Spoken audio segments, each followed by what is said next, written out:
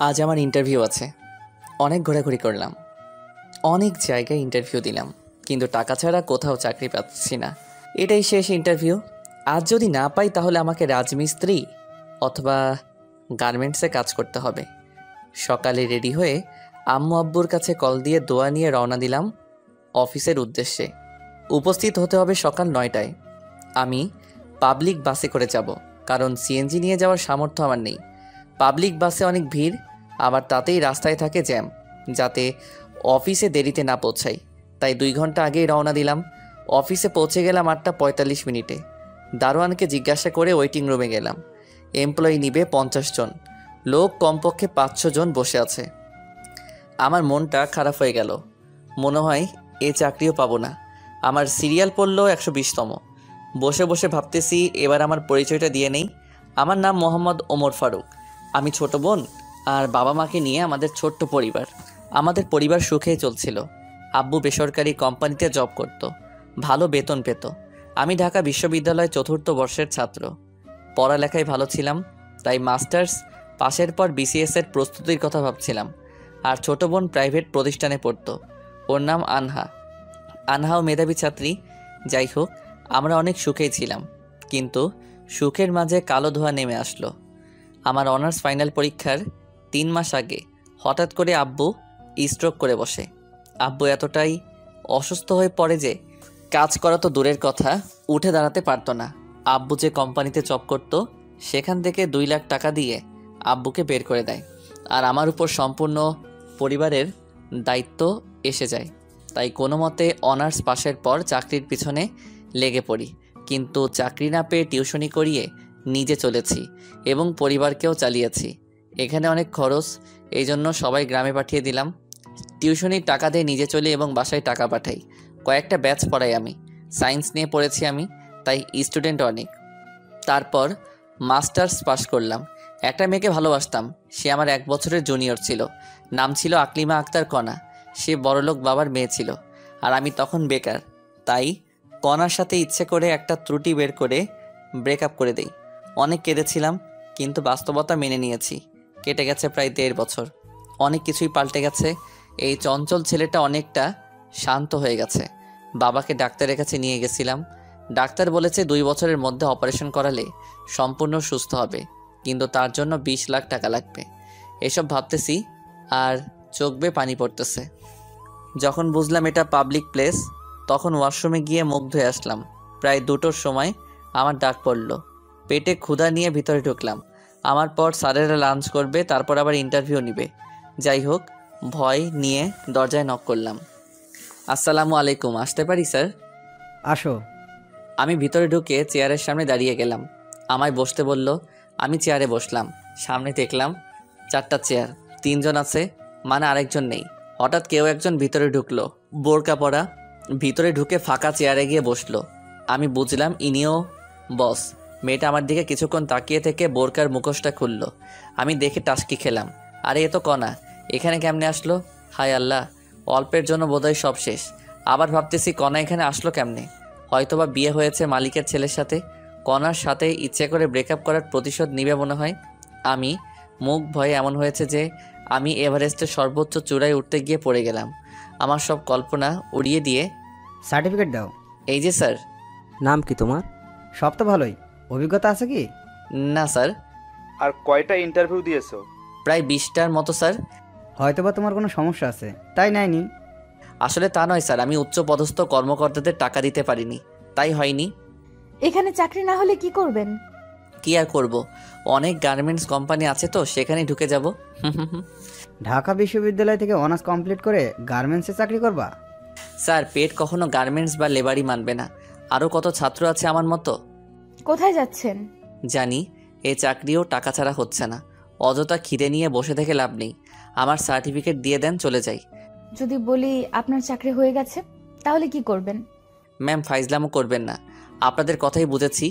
আপনাদের লোক নেওয়া অনেক আগেই শেষ হয়েছে। এখন যেই আসবে উল্টাপাল্টা প্রশ্ন করে নাজেহাল করবেন। আমরা কি এজন্য এখানে বসেছি নাকি? বেয়াদব, বেরিয়ে যাও এখান থেকে। তারপর আমি মন খারাপ করে চলে আসি। আমি বাসে করে বাসার দিকে রওনা দিই। আর ওদিকে 1 হলো কোম্পানির মালিক জিসান চৌধুরী স্যার, 2 ওনার ছেলে কাব্য চৌধুরী। স্যার 3 হলো ম্যানেজার হারুন খান। আর কণা হলো জিসান চৌধুরীর ভাগ্নি। এদিকে কণার আমার সাথে ব্রেকআপের পর টিসি নিয়ে কানাডায় গিয়ে ম্যানেজমেন্ট নিয়ে অনার্স পাশ করে দেশে এসে মামার কোম্পানির একটা শাখা দেখাশোনা করে। ওরা সবাই লাঞ্চ করতে গেল। ওখানে দেখছো মামুনি, ছেলেটা কি বিয়াদব। আমি তো থাপ্পড় দিতে চেয়েছিলাম। মামা জানো ওই ছেলেটা কে? হবে হয়তো কোনো ছোট লোকের বাচ্চা। কেন মামুনি? মামা এই ছেলেটাকে আমি ভালোবাসতাম। তার মানে তুই এই সামান্য ছেলের জন্য দেশ ছেড়েছিলি? ভাই ওকে অপমান করবি না। ফারুকও আমায় ভালোবাসতো, কিন্তু হঠাৎ একদিন এসে সামান্য একটা ভুলের জন্য আমার সাথে ব্রেকআপ করে দেয় আর আমায় অনেক অপমান করে। আমিও সহ্য করতে না পেরে ওকে ছোট লোক, জানোয়ার ইত্যাদি বলে ব্রেকআপ করি। তারপর দেশ ছেড়ে চলে যাই। ভালো হয়েছে, ছোট লোকের কাছ থেকে বেঁচেছিস। ভাইয়া আসলে তা না, আমি ওখানে গিয়ে কিছুদিন পর বুঝতে পারি ফারুকের কোথাও না কোথাও ঝামেলা হয়েছে, যার কারণে ইচ্ছে করেই আমার সাথে ব্রেকআপ করেছে। কিন্তু ওর সাথে অনেক যোগাযোগ করতে চেয়েও পারিনি, আর আজ ওকে দেখেও কিছু বলতে পারলাম না। কেন মামুনি? মামা যে ছেলে ছিল অনেক চঞ্চল আর রসিক স্বভাবের, আজ তার গম্ভীর ভাব দেখে আমার কান্না আসছিল, তাই কথা বলতে পারিনি। তুমি এখনো ওকে ভালোবাসো? মামা, একমাত্র ওর জন্যই আমি দেশে আসি, কিন্তু ওর ঠিকানা পাইনি। অনেক খুঁজেছি, ওর বন্ধুদের মাধ্যমে লোকেশন খোঁজার চেষ্টা করেছি, কিন্তু পারিনি। সবাই বলে গ্রামে গেছে, কিন্তু কেউ ঠিকানা জানে না। তাহলে ছেলেটাকে চাকরি দে। ওর সাথে আমায় আজ যে করেই হোক দেখা করতে হবে।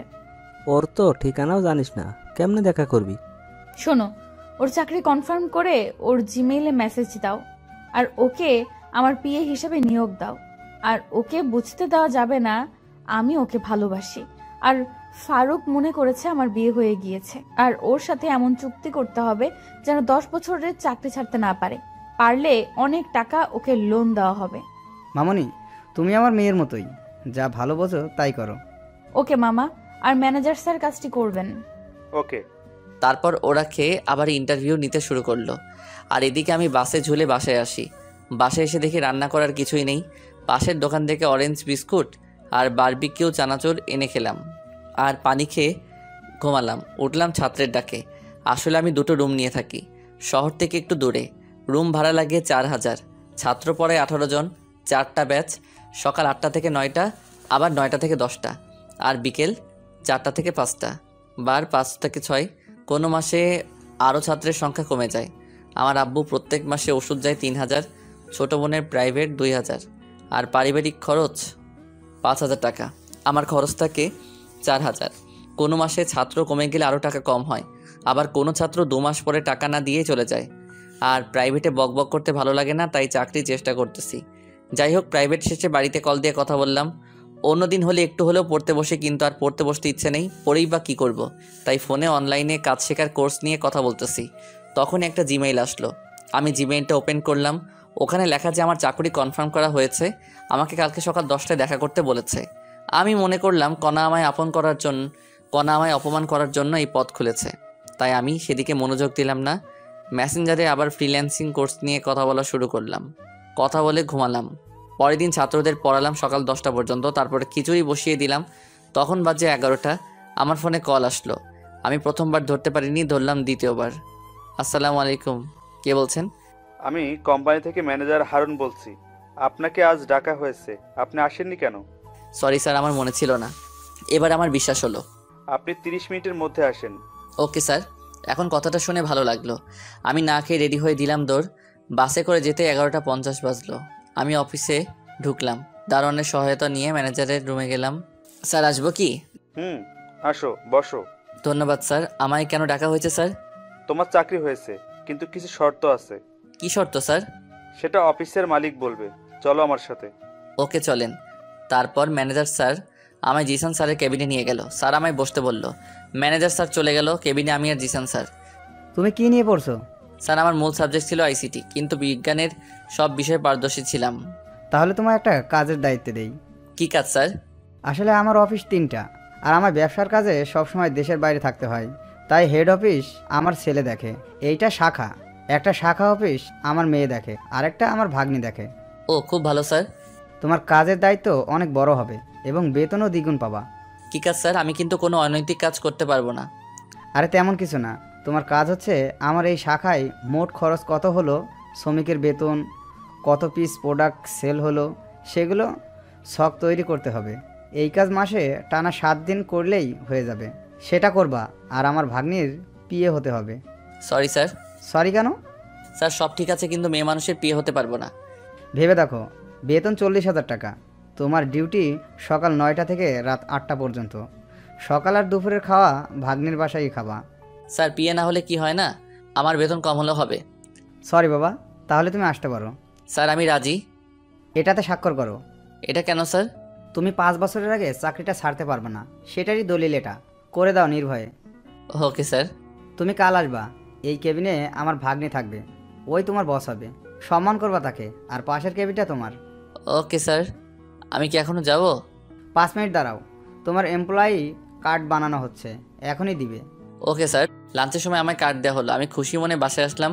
সেদিন প্রাইভেট পড়িয়ে সবাইকে চাকরির কথা বললাম। ছাত্ররা সবাই পরের দিনই বেতন দিবে। যাই হোক, বাসায় কল করে জানালাম। পরের দিন সকাল সকাল হালকা খেয়ে অফিস থেকে রওনা দিলাম। অফিসে পৌঁছে বসের কেবিনের বসকে দেখে আমি টাস্কি, এ আমি কাকে দেখছি? এ তো আমার। অফিসে সময় মতো পৌঁছালাম। আজ আমার জয়েনের দিন, আর আমার কাজ শিখিয়ে দিবে বস। আর কালকে জিসান স্যার বলেছে তার ভাগ্নি অর্থাৎ আমাদের নতুন বস আমায় কাজ শিখিয়ে দিবে, এবং আমি বসের বিয়ে। তাই সবার আগে আমায় বসের রুমে যেতে হবে। আমি বসের রুমের দরজায় নক করলাম। আসতে পারি ম্যাম? বসুন। আমি ভিতরে ঢুকে বসের চেয়ারে কণাকে দেখে পুরাই শকড হয়ে গেলাম। তার মানে কণাই স্যারের ভাগ্নি। কাম সারছে, ব্রেকআপের শখ আমার মিটিয়ে দিবে। আমি ভয়ে ভয়ে ভিতরে গিয়ে কণার সামনের চেয়ারে বসলাম। কেমন আছো ফারুক? জি ম্যাম, আল্লাহর রহমতে ভালোই আছি। আমার ম্যাম ডাকতেছো কেন? তুমি কি আমায় ভুলে গেছো? ম্যাম, আপনার সাথে আগে যে পরিচয় থাকুক না কেন, এখন আর নেই। এখন শুধু একটাই সম্পর্ক, সেটা হলো বস আর সাধারণ কর্মীর। এমন করে বলো না। তোমার পরিবারের সবাই কেমন আছে? আছে একরকম। আপনি কেমন আছেন? 3 দিন থেকে অনেক খুশিতে আছি। তাই নাকি? আপনার স্বামী কি ব্যবসায় অনেক লাভ করেছে, নাকি কোথাও ঘুরতে যাবেন? না, তেমন কিছু না। আমি বিয়ে করিনি। ভালো তো, আমার কাজটা বুঝিয়ে দিলে ভালো হতো। তোমার কাজ সবসময় আমার সাথে থাকা। Okay ma'am. তুমি আর আগের ফারুক নেই, যে ফারুক ছিল চঞ্চল আর বন্ধুদের সারা দিন মাতিয়ে রাখতো। আর তুমি এখন এত গম্ভীর কেমনে হয়েছো? সব বাস্তবতা ম্যাম। আমি জানি তুমি আমার সাথে চাপে পড়ে ব্রেকআপ করেছো, কিন্তু কেন করেছো বলবা প্লিজ? আর ওসব কথা বাদ দেন ম্যাম, আমার কেবিন দেখিয়ে দেন। দাঁড়াও, আমি আসতেছি। কণা বাইরে গেল। আমি কণার কেবিনটা দেখতেছি। অনেক সুন্দর আর সব সাজানো, একদম কণার মতো। রুমটি থাই গ্লাস দিয়ে ঘেরা। ভিতর থেকে সব দেখা গেলেও বাইরে থেকে দেখা সম্ভব না। আমি বসে আছি চেয়ারে।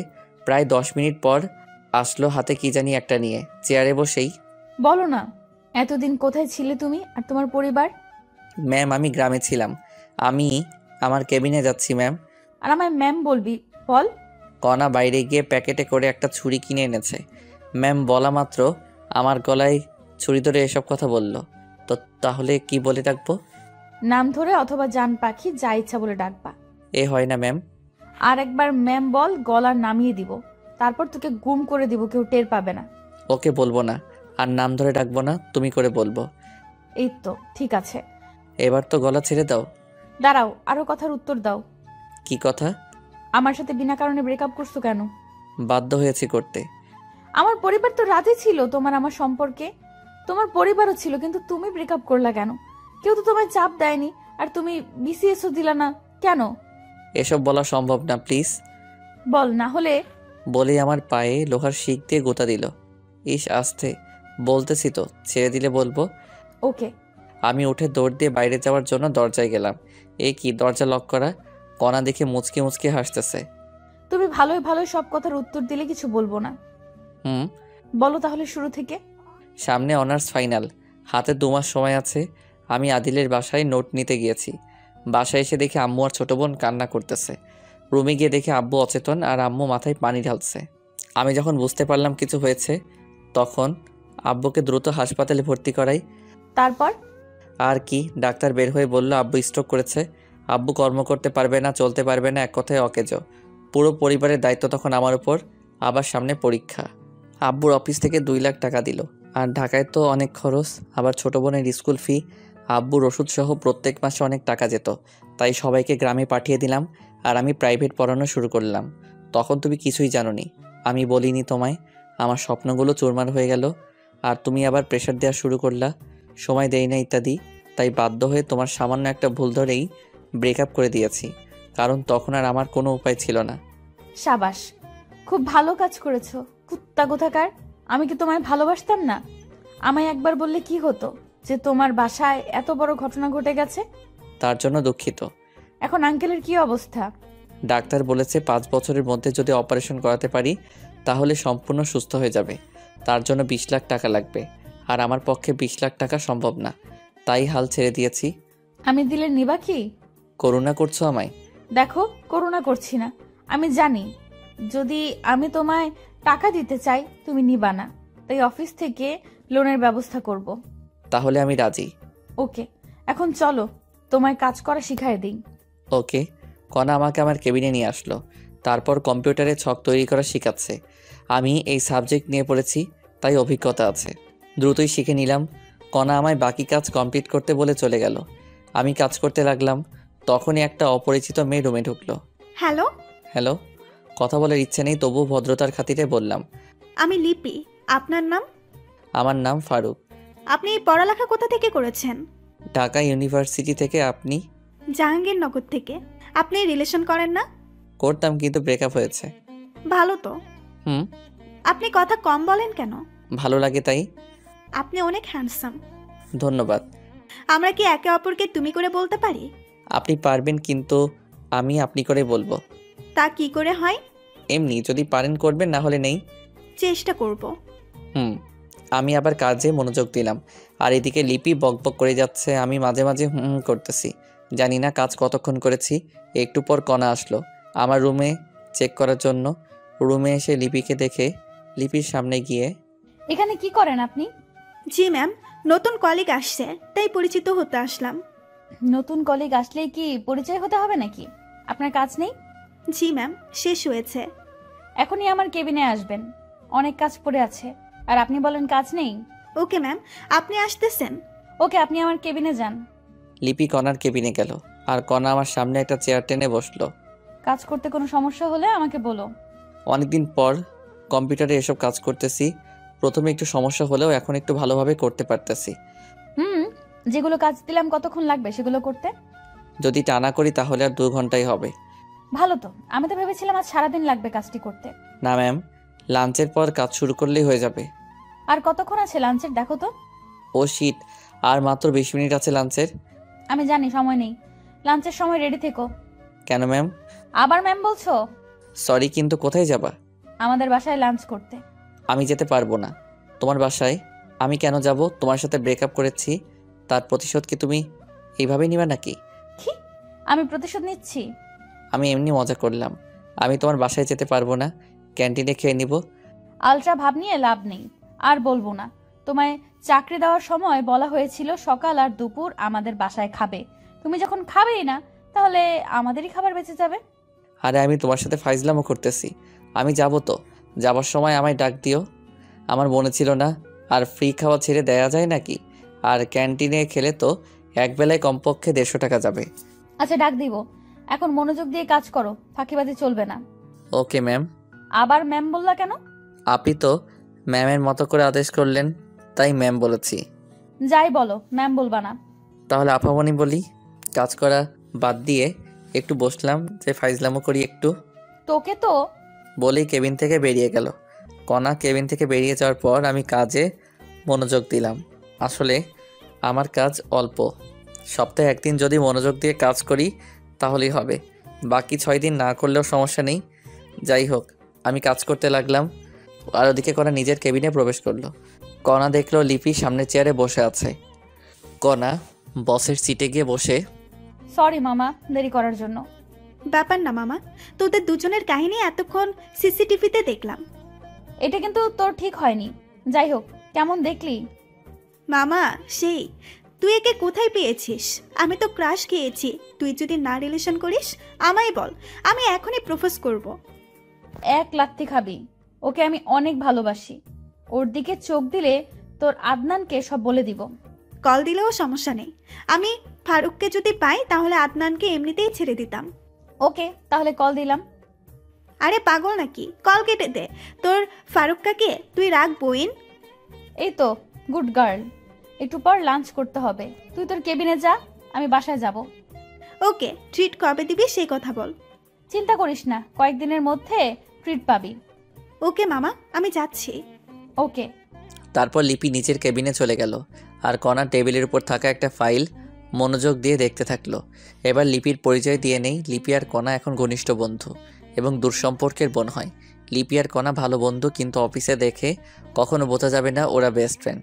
লাঞ্চের সময় হলো, তখন কণা কেবিন থেকে বেরোলো। কণা নিজের কেবিন থেকে পমার কেবিনে এসে লাঞ্চের সময় হয়েছে, যাবে চলো। চলো বলেই কম্পিউটার বন্ধ করলাম। ওকে, আসো। কণা গাড়ির কাছে গেল, আমিও পিছন পিছন গেলাম। কণা ড্রাইভার কাকাকে ছুটি দিয়ে দিল। কাকাকে ছুটি দিলা কেন? তুমি চালাবা তাই। পারি না তো আমি গাড়ি চালাতে। তোমাকে এই গাড়ি চালানো শিখতে হবে। আমার শেখা লাগবে না, আমি ড্রাইভারই করব না। তাহলে আমার ড্রাইভার কি হবে? বুঝলাম না, কি বললা? আরেকবার বলো তো। না, কিছু না। তোমার ড্রাইভার মানে কি বোঝাতে যাচ্ছ তুমি? তুমি যা বোঝো তাই। এখন গাড়িতে ওঠো, প্রচুর খিদে লাগছে, বাসায় যাওয়া লাগবে। আচ্ছা চলো। তারপর কণা ড্রাইভারের সিটে বসলো আর আমি পিছনের সিটে বসলাম। তখনই তুমি পিছনে বসলা কেন? তাহলে কোথায় বসবো? আমাকে কি তোমার ড্রাইভার মনে হয়? সামনে বসো।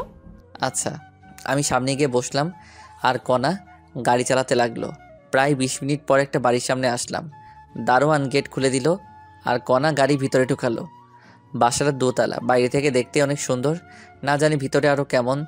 যাই হোক, গাড়ি থেকে নেমে কণা বাসার ভিতরে ঢুকলো আর আমি ওর পিছনে। তখনই একজন ভদ্রমহিলা আসলো। আসসালামু আলাইকুম। ওয়ালাইকুম আসসালাম। কে রে মা এই ছেলে? ওর নাম ফারুক, আমার পিয়ে। আর ফারুক, উনি আমার আম্মু। বাবা তুমি বসো, আমি আসতেছি। আর কণা, শুনে যা তো। ঠিক আছে। আমি বসে ফোন টিপতে লাগলাম আর ওদিকে কণাকে ওর আম্মু বেডরুমে নিয়ে গেল। কণা, এই নামটা কেমন যেন তোর মুখে শুনেছি। ওমর ফারুক। ওই বজ্জাত ছেলে যে তোকে ছেড়ে চলে গেছে, সেই ছেলে এই ছেলে নাকি? দাঁড়া, একে এখনই ঘাড় ধাক্কা দিয়ে বের করে দেবো। বলেই দরজার কাছে আসছে। তখনই আম্মু, দাঁড়াও, তুমি জানো না ফারুক তখন কোন পরিস্থিতিতে ছিল? ওই পরিস্থিতিতে যে কেউ এই কাজ করতে পারে। কি হয়েছিল সেটা বল তাড়াতাড়ি। শোনো তাহলে। তুই কি ফারুককে এখনো ভালোবাসিস? আম্মু, এর জন্যই পমি তখনও কোনো রিলেশনে জড়ায়নি। ফারুক কি পরে আরো রিলেশনে গিয়েছিল? আর আমি ওকে গিয়ে বলে দেই তুই ওকে ভালোবাসিস? পাগল নাকি? তাহলে এভাবে ধুকে ধুকে মরবি নাকি? আম্মু, ওকে অনেকদিন পর খুঁজে পেয়েছি, একটু সময় যাক। আর ওর মাথার উপর অনেক চাপ। ওকে, সমস্যা নেই, তবে একটা জিনিস মাথায় রাখবি, ভালোবাসা হারিয়ে ফেলিস না। এখন কথা না বলে জামাই আসছে, খাওয়াও আগে। মনে ছিল না, চল টেবিলে, ছেলেটা মনে হয় বসে আছে। চলো। আমি বসে আছি, তখনই কণা আর আন্টি আসলো। বাবা, দেরি করার জন্য দুঃখিত। আন্টি কি বলেন এগুলো? আমি ম্যামের শুধু পিয়ে, আমাকে সরি বলছেন কেন? আর দেরি হতেই পারে। টেবিলে বসো। আসো। আপনিও চলেন ম্যাম। চলো। রাগী ভাবনি আমার দিকে তাকিয়ে দাঁতে দাঁত চেপে কথাটা বলে টেবিলে গিয়ে বসলো। আন্টি আপনিও বসেন। না বাবা, আমি লাঞ্চ করেছি, এখন তুমি করো। আপনি করেছেন তো? যাই হোক, আর বকবক না করি খাওয়া শেষে আন্টির হাতের পাকের অনেক প্রশংসা করলাম, কারণ মুরগির মাংস সুন্দর হয়েছিল। তারপর কণা আমাকে ওদের বাসা দেখাতে নিয়ে গেল। বাসাটা দোতলা, নিচের তলায় 3 রুম আর একটা কার রাখার জায়গা, উপর তলায় 4 রুম। উপর তলায় কণার পরিবার থাকে আর নিচতলায় ভাড়াটিয়া। কণা আমায় ছাদে নিয়ে গেল, দেখি অনেক ফুলের গাছ ওদের ছাদে। তুমি এখনো ফুল পাগলি থেকে গেলা? যাকে ভালোবাসতাম তাকেই এখনো ভালোবাসি, তাহলে ফুল পাগলি কেন থাকবো না? যাক, তুমি তাহলে একজনকে পেয়ে গেছো। তাতে তোমার কি? আচ্ছা, তোমার আব্বুকে তো দেখলাম না, আর তুমি এত সুন্দর বাসা থাকতে হোস্টেলে থাকতে কেন? আসলে কি বলবো, তুমি যে বাসায় আসছো আমার আব্বুকে দেখেছো বাসায়? না তো। আর তোমার বাবা না পুলিশ কমিশনার? অনেক ঘটনা। আব্বু মদ খেয়ে এসে অনেক খারাপ আচরণ করত, তাই আম্মু আমার হোস্টেলে রেখেছিল। কয়েকদিন আগে আব্বু আমার আম্মুর সাথে রাগ করে চলে যায়। 6 মাস আগে গেছে, এখনো নেই। ও আচ্ছা, তোমার রুম কোনটা? ওইটা। চলো তোমার রুম দেখে আসি। না, যাওয়া যাবে না। কেন? পার্সোনাল আর আমার প্রাইভেট মানুষ ছাড়া আমার রুমে ঢুকতে দিব না। হারামজাদা, আমার রুমের দেওয়ালে শুধু তোমারই ফটো, দেখলে ঝামেলা করবা তুমি, তাই তোমার রুমে নিয়ে যাওয়া যাবে না। আর কালকেই সব সরিয়ে দিব, কণা মনে মনে বলল। সরি। প্রাইভেট জিনিস আপনার? আসলে মেয়ে মানুষের রুম, আর আজ আমি গোছাইনি রুম। কালকে ঢুকবা, সমস্যা নেই। না লাগবে না, চলো অফিসে যেতে হবে। ওকে চলো। তারপর আমরা ছাদ থেকে নিচে আসলাম। আমি গাড়ির কাছে গিয়ে দাঁড়িয়ে আছি আর কণা ব্যাগ নিয়ে রেডি হয়ে নিচে আসলো, সাথে আন্টি। আন্টি আমার সামনে এসেই, বাবা তোমায় একটা কথা বলতাম। একটা কেন আন্টি? যত ইচ্ছা জিজ্ঞাসা করেন। কণা তুই নিচে একটু দাঁড়া, আমরা আসছি। ওকে আম্মু। আমি আর আন্টি যাচ্ছি তখনই, বাবা একটা কথা বলো তো, তুমি কি আগে থেকে কণাকে চেনো? না আন্টি। দেখো বাবা, আমার কাছে মিথ্যে বলবা না। আচ্ছা তুমি আমার সাথে আসো। চলেন। আন্টি আমায় কণার বেডরুমে নিয়ে গেল। আমি রুমের ভিতরে প্রবেশ করলাম আর টাস্কি খেলাম। আমার অনার্স প্রথম বর্ষে থাকার সময়কার সব ফটো দিয়ে কণার রুমের চারপাশ ঘেরা। তখন অবশ্য একটু পাতলা ছিলাম, মুখে দাড়ি ছিল না একটুও। এখনও আমি একটু মোটা হয়েছি আর মুখ ভর্তি দাড়ি। আগের ছবি দেখে অনেকে আমাকে চিনবেই না। যাই হোক, কণার রুমে আমার যত ছবি আছে আমার মোবাইলে বোধহয় তত ফটো নেই। তখনই, এই ফটোর ছেলেটা তুমি কি? জি আন্টি। চেনা যায় না তোমাকে। যাই হোক, তোমার আব্বু এখন কেমন আছে? আল্লাহর রহমতে ভালো আছে। আমার মেয়ে এখনো এই ছবি প্রত্যেক দিন বের করে কাঁদে। বালিশের নিচ থেকে একটা ফটো দেখালো। ওই ফটো আমি আর কণা একটা স্টুডিওতে তুলেছিলাম। আন্টি, আপনার মনের ভুল। কণার আর আমার ব্রেকআপ অনেক আগেই হয়েছে। সেটা শুনেছি। কণা তোমার কাছে ফিরে আসলে ওকে মেনে নিবে না? আন্টি, আমি চাই কণা সুখে থাকুক, আর সুখে থাকার জন্য দরকার টাকা। আমার কাছে তো টাকা নেই, আর আমি কণার যোগ্য না। কণা অনেক ভালো পাত্র পাবে, আমি নিশ্চিত। বিশেষ ক্যাডার তো পাবেই, অনেক সুখে থাকবে। টাকা দিয়ে কি হবে বলো বাবা? আন্টি, আবেগ দিয়ে জীবন চলে না, বাস্তবতা মেনে নিতে হয়। নিজে চলো বাবা। চলেন। তারপর আন্টি সহ নিচে আসলাম। কণা গাড়ির ওখানে দাঁড়িয়ে কার সাথে যেন কথা বলছে। আমরা যাওয়া মাত্র কল কেটে দিয়ে রেখে দিল। কি হয়েছিল আম্মু? কণা, আজ আর তোদের অফিসে যাওয়া লাগবে না। কেন? আজ আমার মন ভালো নেই, তাই গল্প করব। ম্যাম, আমি তাহলে যাই? তোমার অফিস যাওয়া লাগবে না। তাহলে বাসায় যাই? না, চলো উপরে। ওকে। তারপর আমি, আন্টি আর কণা উপরে গিয়ে বসলাম। কণা আমার পাশে এসে বসলো। আন্টি আমাদের সামনে নাস্তা দিয়ে কোথায় যেন গেল। আমি টিভিতে খবর দেখায় মনোযোগ দিলাম। আন্টি আসলো 15 মিনিট পর, এসে সোফায় বসলেন। তখন, আচ্ছা বাবা, তুমি থাকো কোথায়? জি, এই সামনেই, এখান থেকে 2 কিলোমিটার হবে। খাওয়া দাওয়া করো কোথায়? হোটেলে বা ফুটপাতে। এইভাবে ফুটপাতে খেলে তো শরীর খারাপ করবেই। জানি সেটা। বাবা, আমাদের বাসায় একটা রুম ফাঁকা আছে, ওই রুমে থাকতে পারো। ধন্যবাদ, কিন্তু আমার এত টাকা দিয়ে থাকা হবে না, আমি ওখানেই ভালো আছি। তোমার ভাড়া আর খাওয়ার টাকা কিছুই লাগবে না, সব আমাদের সাথে। মনে করো তুমি আমাদের পরিবারের একজন সদস্য। করুণা করছেন আপনারা? করো না বাবা, আমাদের কিছু কাজ করে দিতে হবে। কি কাজ আন্টি? কণা তো অফিসে থাকে, আর বাজার আরও অন্যান্য কাজ আমায় করতে হয়। বাজার করা আরও টুকটাক কিছু কাজ করতে হবে তোমায়, আর আমার মেয়েকে সময় দিতে হবে। আমি রাজি। আমি সারাদিন কণার সাথেই থাকি। এখন আর একটু সময় দেওয়া লাগবে, তখন আমার 10,000 টাকা সেভ হবে। আমার থাকা আর খাওয়া 10,000 যায়, তাই রাজি হলাম। কবে আসবা তুমি? কয়েকদিন যাক, তারপর। ওকে। তোরা বসে গল্প কর, আমি খিচুড়ি রান্না করছি। ওকে আম্মু, তার আগে আমাদের 2 মগ কফি বানিয়ে দাও। আচ্ছা দিচ্ছি। আন্টি রান্নাঘরে গেল আর কণা আমায় ওর বেডরুমে নিয়ে গেল। আমি ওর বেডরুমে গিয়ে, কণা এগুলো কি? দেয়ালে লাগানো আমার ছবি দেখিয়ে। ওই ছেলেটাকে ভালোবাসতাম। ওটা তো আমার ফটো, আর তোমার সাথে তো পমার ব্রেকআপ হয়ে গেছে, তাহলে এই ফটোগুলো রাখছো কেন? সেই ছেলেটাকে যে এখনো পাগলের মতো ভালোবাসি। তোমার ঢং। বলি চেয়ার টেনে নিয়ে ফটোগুলো ছেঁড়ার জন্য হাত বাড়ালাম। যদি একটা ফটো ছিল, তোমার অবস্থা খারাপ আছে।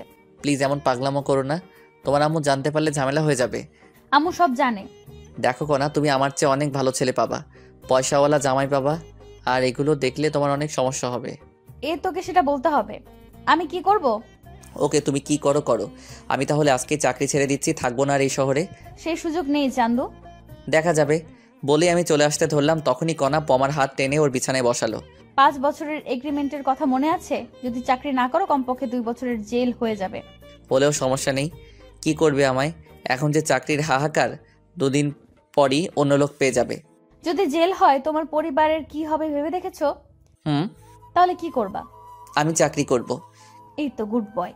কিছুক্ষণ আমরা দুজনে চুপ করে আছি। নীরবতা ভাঙলো আন্টির কফি আনার কারণে। আন্টি কফি দিয়ে গেল। কণা আর আমি কফি পান করতেছি, তখনই, কণা তুমি যেটা ভাবছো সেটা সম্ভব নয়। তুমি অন্য কাউকে ভালোবাসো? কফি খাওয়া বাদ দিয়ে আমার কাছে এসে বলল। আমিও তোমাকে অনেক ভালোবাসতাম, কিন্তু আমি পরিস্থিতির শিকার। আমি জানি, আর আমি তোমার আব্বু আর হবু শ্বশুরের চিকিৎসা করাবো। তুমি আবার কিছুদিন পর খোটা দিবা। আমায় কি এমন মনে হয় তোমার? কয়েকদিন সময় দাও আমায়। ওকে, চলো ছাদে যাই। না, আমি বাসায় যাব। আম্মু রান্না করছে, খেয়ে যাবা। দেখো তো কত দূর হলো। ওকে। কণা নিচে চলে গেল, আর আমি ভাবতেছি কণাকে আমারই আগে পছন্দ হয়েছিল, তারপর ভালোবেসেছিলাম। অনেক দিন পিছনে ঘুরেছি, অনেক থাপ্পড়ও খেয়েছি, তবুও বেহায়ের মতো পিছনে ঘুরতাম। আর ওদিকে কণাও চুপি চুপি আমার সব ইনফরমেশন বের করেছিল। পরে রাজি হয়, শুরু হয় আমাদের প্রেম। 1 বছর চুটিয়ে প্রেম করি, একে অপরকে ছাড়া কিছুই বুঝতাম না। একদিন দেখা না করলে আমায় মার খেতে হতো, আর আমার অধিকাংশ পোশাক কণায় গিফট করতো। আমার পরিবারের সবার জন্যই করতো গিফট। আমি কণাকে কিছু দিতে পারিনি। কণা আমার হাত খরচ, রেস্টুরেন্ট বিল সব দিত। আমাদের রিলেশনের কথা আমার পরিবার জানতো এবং মেনেও নিয়েছিল। কণার পরিবারও জানতো। অনার্স পাশের পর দেখা করাতে চেয়েছিল, তারপর আব্বুর ঘটনার পর আর দেখা করতে পারলাম না। টিউশনি শুরু করি, যেটা কণা জানতো না। প্রত্যেক দিন দেখা করতে যাওয়া আমার সমস্যা হচ্ছিল, তাই ভালোবাসাকে বিসর্জন দিয়েছিলাম। ব্রেকআপের দিন কণা আমায় অনেক অপমান করে চলে যায়। ব্রেকআপের পর টানা 15 দিন রুম থেকে বের হইনি। পরে ব্রেকআপের কথা শুনে আম্মুও রাগ হয়েছিল, কিন্তু করার কিছু নেই, বাস্তবতা মেনে নিতে হবে। কিছুদিন পর ভার্সিটি গিয়েছিলাম, সেখানে শুনেছিলাম কণা দেশের বাইরে গেছে। আফসোস হয়েছিল, কিন্তু মেনে নিয়েছিলাম।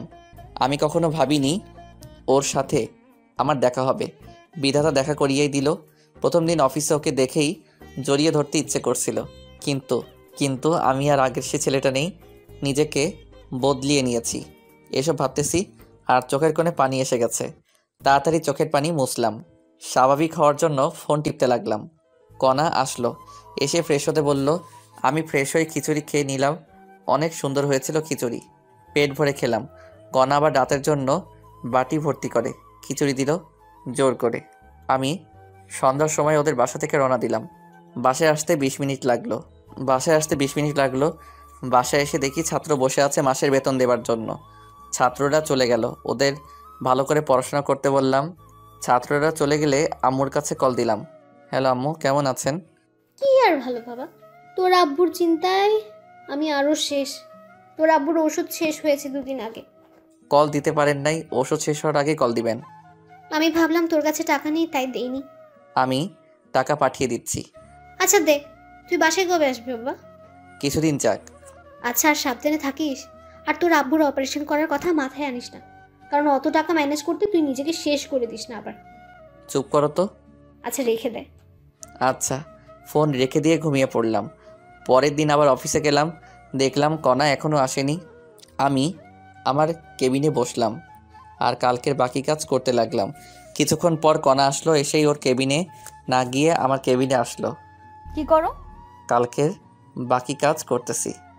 সাবাস, দাঁড়াও, তোমায় আরো কাজ দিচ্ছি। আচ্ছা দাও। কণা এসে আমায় একটা লিস্ট দিল। এটা কি? মাসের শুরু এখন। এতদিন আয়ের হিসাব করে ফাইল বানিয়েছো, এখন কর্মচারীদের বেতনের ফাইল বানাও, ভুল যেন না হয়। ওকে। আমি কি এখানে থাকবো? না, তুমি তোমার রুমে যাও, কেউ দেখলে অন্য কিছু ভাববে। ওরে আমার লজ্জাপতি। কণা চলে গেল, আমি আবার কাজে মনোযোগ দিলাম। কিছুক্ষণ পর আমি ওয়াশরুমে গেলাম। সেখান থেকে আসার পথে একটা মেয়ের সাথে ধাক্কা খেলাম। সরি। ব্যাপার না, আপনি কি নতুন নাকি? 2 দিন হলো জয়েন করেছি। নাম কি আপনার? আমি ফারুক। আমি নীলা, জগন্নাথ থেকে 2 বছর আগে মাস্টার্স শেষ করেছি। আমি ঢাকা থেকে অনার্স করেছি আর মাস্টার্স চলতেছে। তুমি আমার জুনিয়র, আমায় আপু বলে ডাকবার। কোনো সমস্যা হলে আমার কেবিনে আসবা। ওকে। নীল আপুও চলে গেল আর আমি আমার কেবিনে আসলাম। কেবিনে আসা মাত্র কণা ফোন দিয়ে ওর কেবিনে যেতে বলল। আমি কণার কেবিনে গেলাম। তখন নীলা আপুর সাথে কি কথা বললা? তুমি দেখলা কেমন করে? সিসিটিভিতে। মিথ্যা বলবা না। এমনি পরিচিত হলাম। কোনো মেয়ের সাথে কথা বলবা না। আমার নীল আপুকে পছন্দ হয়েছে। কি বললি? আরেকবার বলতো। আরে না, এমনি বললাম। ভালো তো। বলে চেয়ার থেকে উঠে দরজা লাগিয়ে আমার কাছে এসে টেবিলের উপর বসলো। এই কি করো? আমায় কিস করো। পাগল নাকি তুমি? কি বলছো এসব? কিস করবা না তাই না? কণা আমায় আকস্মিক লিপ কিস শুরু করে দিল। জীবনের প্রথম এমন ফিলিংস হলো আমার, আর আমি নিজেকে ধরে রাখতে না পেরে রেসপন্স শুরু করলাম। আমি তো শুধু মধু খাচ্ছি। হঠাৎ কণা আমায় ধাক্কা দিয়ে সরিয়ে দিয়ে নিজের চেয়ারে গিয়ে বসলো। আমি তখন বুঝতে পারলাম এতক্ষণ কি করলাম। আমি তো অনেক লজ্জা পেয়েছি। লজ্জায় মাথা নিচু করে বসে আছি। কেমন লাগলো মহারাজ? চুপ করো, ভার্জিন ছেলেটাকে এইভাবে ধর্ষণ করলা? ওলে বাবালে, আমার ছোট খোকা। আরেকবার দিবাই মিষ্টি। তবে রে। আমার দিকে তেড়ে আসলো আর আমি দরজার কাছে দৌড়ে গিয়ে দেখি দরজা বন্ধ। মিষ্টি আর আমার লাগবে না, আমি আমার কেবিনে যাব। আমি তোমায় কিস করব না তো কে করবে? কণা আর আমি সামনাসামনি দাঁড়িয়ে আছি, পরস্পর সমান্তরাল। আর কণা আমার গলা জড়িয়ে ধরে কথাটা বলল, তুমি তো আমার জীবন। বলেই কণার কোমর জড়িয়ে ধরলাম। এই কি করো? এটা অফিস, ছেড়ে দাও। শুরু করেছে কে? অনেক হয়েছে রোমান্টিকতা, এখন নিজের কেবিনে যাও। আচ্ছা, আমি আমার কেবিনে যাওয়ার জন্য পা বাড়িয়েছি, তখনই দাঁড়াও। আবার কি? কেবিনে গিয়ে ভদ্র ছেলের মতো কাজ করবা, কোথাও তাকাবা না। আমার কাছে এসে আমার কপালে চুমু দিয়ে কণা রুমের দরজা খুলে দিল আর আমি বেরিয়ে আমার কেবিনে গেলাম। কেবিনে গিয়ে আবার কাজ করতে লাগলাম, অনেক গুরুত্বপূর্ণ লিস্ট তৈরি করতে লাগলাম। অল্প একটু ভুল হলেই অনেক টাকার গড়বড় পেকে যাবে। ওই একটা লিস্ট তৈরি করতেই কখন জানি লাঞ্চের সময় হয়ে গেছে, বলতেই পারলাম না। কণা আমার কেবিনে আসলো। মহারাজ, লাঞ্চ করবেন না? গুরুত্বপূর্ণ কাজ করতেছি, ক্যান্টিনে খেয়ে নিব, আজ তোমার সাথে যেতে পারবো না। তুমি কাজ করো, আমি তোমার জন্য খাবার নিয়ে আসবো, বাইরে যাবা না। আচ্ছা, আরেকটা লিস্ট তৈরি করতেছি। আচ্ছা। কণা চলে গেল। মোবাইলে দেখলাম 1:25 বাজে, আবার কাজে মন দিলাম। আরও একটা লিস্ট তৈরি শেষ করলাম। সকাল থেকে 2টা কমপ্লিট করেছি, আর তৃতীয়টায় গিয়ে মাথা কাজ করতেছে না, তাই বসে ফোন টিপতেছি আর কণার জন্য অপেক্ষা করতেছি। অপেক্ষার প্রহর শেষ করে মহারানী হাজির। আমার কেবিনে আসো। ওকে। কণার নিজের কেবিনে গেল আর আমি ফ্রেশ হয়ে আসলাম। কণার কেবিনে গিয়ে দেখি কণা প্লেটে খাবার তৈরি করে রাখছে। আমি ভিতরে গেলাম আর ওর সামনে গিয়ে বসলাম। তুলে খাওয়াও। লজ্জা করে আমার। দরজা লক করে দাও। লাগবে না। তুলে খাওয়াও তো। আমার কিন্তু রাগ হচ্ছে, কণা আমায় তুলে খাওয়াচ্ছে আর আমি এটাও জানি কণা বাসায় খাইনি, তাই ওকে আমি তুলে খাওয়ালাম। একই প্লেটে দুজন খাচ্ছি, তালি শব্দে পিছনে তাকিয়ে আমি ভয়ে চুপসে গেলাম। বাহ মামা বাহ, অনেক দূর গিয়েছিস অথচ ট্রিট পেলাম না। মামা মানে লিপি আপু, আপনি কণাকে চেনেন নাকি? সেদিন তো সাধারণ এমপ্লয়ির মতো ব্যবহার করলেন। তুমি চলে যাওয়ার পর লিপি আমার বেস্ট ফ্রেন্ড ছিল। তোমার আমার সব কথা লিপি জানে। শালি, দিলা তো রোমান্টিক মনটা নষ্ট করে। দুলাভাই, আমায় তুলে খাওয়াবেন না? আসো। খবরদার। দুলাভাই লাগবে না, কণা আমার ভাগেরটা কই? দরজা লক করে দিয়ে এসে বস, তোর জন্যই এনেছি। সত্যি দে তো মামা। তারপর কণা লিপিকেও খাবার দিল। লিপি খাচ্ছে। হা করো। পেট ভরে গেছে। মিথ্যা বলতে পারো না, বলো কেন? লিপি থাকলেও সমস্যা নেই, ওর একটু চলুক। আচ্ছা দাও। তারপর আমরা একে অপরকে খাইয়ে দিয়ে খাওয়া শেষ করলাম। খাওয়া শেষে কণা সব গুছিয়ে রাখলো, সাথে লিপি সহযোগিতা করলো। আমরা তিনজনই গল্প করতে লাগলাম। তখনই আমার ফোনে কল আসলো। কল ধরে যা শুনলাম তা শুনে অজ্ঞান হয়ে গেলাম। তারপর আমার ফোনে কল আসলো, পকেট থেকে ফোন বের করে দেখি আম্মু কল দিয়েছে। কণা আর লিপিকে চুপ থাকতে বলে আমি আম্মুর কল ধরলাম। কোথায় তুই বাবা? অফিসে আছি আম্মু। কেন, কোনো সমস্যা হয়েছে কি? বাবা, তোর আব্বু দুদিন ঔষধ না খাওয়ায় আজ মারাত্মক অসুস্থ। খুব তাড়াতাড়ি হাসপাতালে নিয়ে যাও। আমরা এখন গাইবান্ধার SKS হাসপাতালে আছি। ওরা বললো তোর আব্বুর অবস্থা খারাপের দিকে। কি বললো ডাক্তার? 1 মাসের ভেতর অপারেশন না করালে তোর আব্বুকে বাঁচানো যাবে না। আব্বুর কিছুই হবে না, আমি আছি তো। তুই কাল বাসায় আয়। আচ্ছা রাখি। ফোন কেটে দিয়ে সোফায় বসলাম। কণা আর লিপিকে জিজ্ঞেস করলো, তা শুনতেই পারলাম না। আমার কাছে 1 টাকাও ক্যাশ নেই, অথচ আজকের মধ্যে 20 লাখ টাকা লাগবে। কোথায় পাবো আমি এত টাকা? মাথায় শুধু টাকার চিন্তা আর মুখেও টাকা আর টাকা। টেনশনে আমার মাথা ধরে আসলো। তারপর আমি জ্ঞান হারিয়ে ফেলি। তারপর কি হয়েছে আমার মনে নেই। যখন আমি স্বাভাবিক অবস্থায় আসি তখন আমি দেখলাম আমি হাসপাতালে। আমার মাথার কাছে কণা বসা, সামনের বেঞ্চে লিপি আর আন্টি বসে আছে। আমি এখানে কেমনে আসলাম? তোমার ফোন আসার পর তুমি অজ্ঞান হয়ে গেছো। তারপর আমি আর লিপি অফিসের সবার সহযোগিতায় হসপিটালে নিয়ে আসলাম। 1 ঘন্টা পর জ্ঞান ফিরলো। আচ্ছা বলো তো কি হয়েছিল যার কারণে অতিরিক্ত টেনশন করেছো? আমার আব্বু 2 দিন ওষুধ খাইনি, আজ নাকি মারাত্মক অসুস্থ, হাসপাতালে আছে। বলো কি, কখন হয়েছে? আমাকে তো বলতে পারতা। প্লিজ তুমি যে করে হোক 20 লাখ টাকা ম্যানেজ করে দাও। তুমি যা বলবে আমি তাই করব। আব্বুর কথা মনে হওয়া মাত্র কণার পা ধরে কথাটা বললাম। টাকা দিয়ে কি করবা? আব্বুর অপারেশন 1 মাসের মধ্যে না করলে বাঁচাতে পারবো না। প্লিজ ব্যবস্থা করো। তোমার আব্বু এখন কোথায় আছে?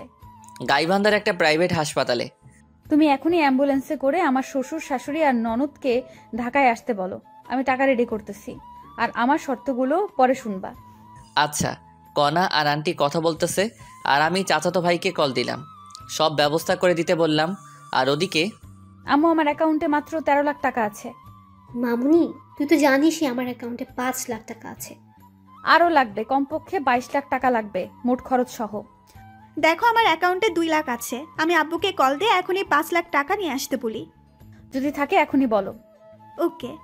লিপি ওর আব্বুকে কল দিয়ে সব খুলে বলল। ওর আব্বুর ক্যাশ টাকা ছিল কিছু, আর বাকি টাকা ব্যাংক থেকে তুলে সন্ধ্যার দিকে নিয়ে আসবে বলল। তারপর কণা আমার কাছে এসে, চিন্তা করো না, টাকা ম্যানেজ করেছি। আল্লাহ সহায় হলে আমার শ্বশুরের কিছুই হবে না।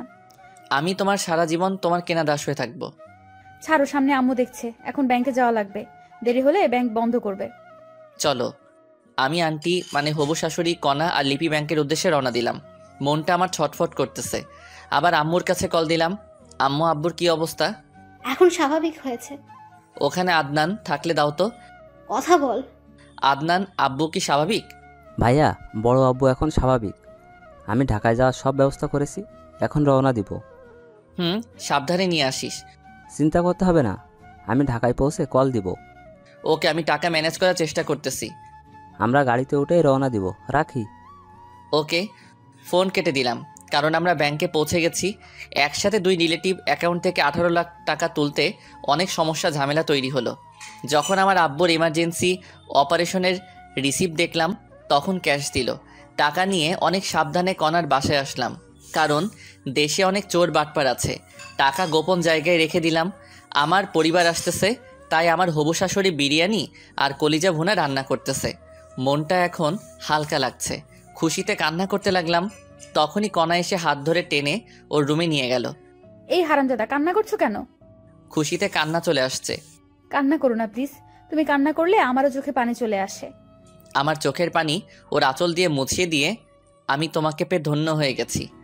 শর্তগুলো মনে রাখিও। যাই করো, আমার পরিবারকে ফেলে দিতে বলবা না। এসব না, কয়েকটা শর্ত বলে দেই। শুধু আমায় ভালোবাসতে হবে, আমায় কয়েকদিনের মধ্যে বিয়ে করতে হবে। সেখানে আমার ফ্যামিলি আর তোমার ফ্যামিলি একসাথে থাকবে। অন্য মেয়ের দিকে তাকালে চোখ তুলে ফেলবো। আর বাকি শর্তগুলো পরে বলবো। বলো রাজি কিনা? আমি তোমার সব শর্তে রাজি বলেই কণাকে জড়িয়ে ধরে বিছানায় ফেলে দিলাম। যখনই হবু শাশুড়ি ডাক দিল, কণা আমায় ধাক্কা দিয়ে বিছানায় বসলো। আমিও বসে ফোন টিপতে লাগলাম। শাশুড়ি এসে, তোমার আব্বু কত দূর আসলো? আর 2 ঘন্টার একটু বেশি লাগবে। তাহলে তোরা সবাই খেয়ে নে। ওকে। আমাকে অনেক খিদে লাগছে, তাই ফ্রেশ হয়ে পেট ভরে খেয়ে নিলাম। খাওয়া শেষে সোফায় বসে টিভি দেখতেছি। লিপির আব্বু টাকা নিয়ে আসলো, আমাকে চিন্তা করতে নিষেধ করলো এবং সাথে করে লিপিকে নিয়ে গেল। কণা টাকা রেখে আসলো, আর আমার শাশুড়ি ঘুমাতে গেল। আর আব্বু আম্মু আসলে ডাক দিতে বলল। কণার কথা জিজ্ঞেস করলাম, কণা নাকি ঘুমিয়েছে। আমি সোফায় বসে আছি, তখনই কণা আসলো। তুমি ঘুমাওনি? না, তুমি এখানে তাই আসলাম। তুমি গিয়ে ঘুমাও। চুপ করো। বলেই আমার কোলে মাথা রেখে শুয়ে পড়লো। জানো, আমি কখনো ভাবিনি এমন হবে। আব্বু আম্মু আসলে ডাক দিবা আমায়। রাত 11টায় আমি কল পেয়ে গেট খুলে দিলাম। দেখি ওরা হাইসে করে এসেছে। হাইস কেন? ভাইয়া, অ্যাম্বুলেন্স ভালো না, তাই হাইস নিয়েছি। আচ্ছা, আব্বুকে ধরো, ভিতরে নিয়ে যাই। ওকে। তারপর আব্বুকে দোতলায় এনে গেস্ট রুমে শোয়ালাম। আব্বু সব দেখতে পারে, কিন্তু কথা বলা আর হাঁটতে পারে না। আর এই কারণে ভিতরে কি জানি সমস্যা হয়েছে। আব্বুকে রুমে রেখে আসলাম, সাথে আম্মু আছে। আমার ছোট বোন আনহা গিয়ে কণাকে ডাক দিল। কণা আনহাকে চিনতে পেরে জড়িয়ে ধরে কান্না করতে লাগলো। আনহাও কান্না করতে লাগলো। যখন বুঝতে পারছে আম্মু আসছে, দৌড়ে আম্মুর কাছে গেল। মামুনি, ফারুক তোমার দেখা কেমন করে পেল? অনেক কাহিনী আম্মু। এখন বলো, আমাকে আগের মতো করে ছেলের বউ করবা না? তোমার আঙ্কেলের অবস্থা দেখছো কেমনে হয়? আম্মু, আমি অপারেশনের সব ব্যবস্থা করেছি। পরশুদিন সিঙ্গাপুরের উদ্দেশ্যে রওনা দিব। কাল সকালেই টিকিট কনফার্ম করব। তুই আমার মা হয়ে গেলি মামুনি। আল্লাহ তোমাকে অনেকদিন বাঁচিয়ে রাখুক। কণাকে টেনে নিয়ে কপালে চুমু খেয়ে, এখন চলো, খেতে হবে। তবে আব্বুকে একটু খাইয়ে ওষুধ খাইয়ে দাও। ওকে গাড়িতে খাইয়েছি, ওষুধও খাইয়েছি। এখন খাওয়ালে সমস্যা হবে, ও এখন ঘুমাবে। চলো, খাবে তুমি। তারপর আম্মু, আনহা আর আদনান ফ্রেশ হয়ে এলো।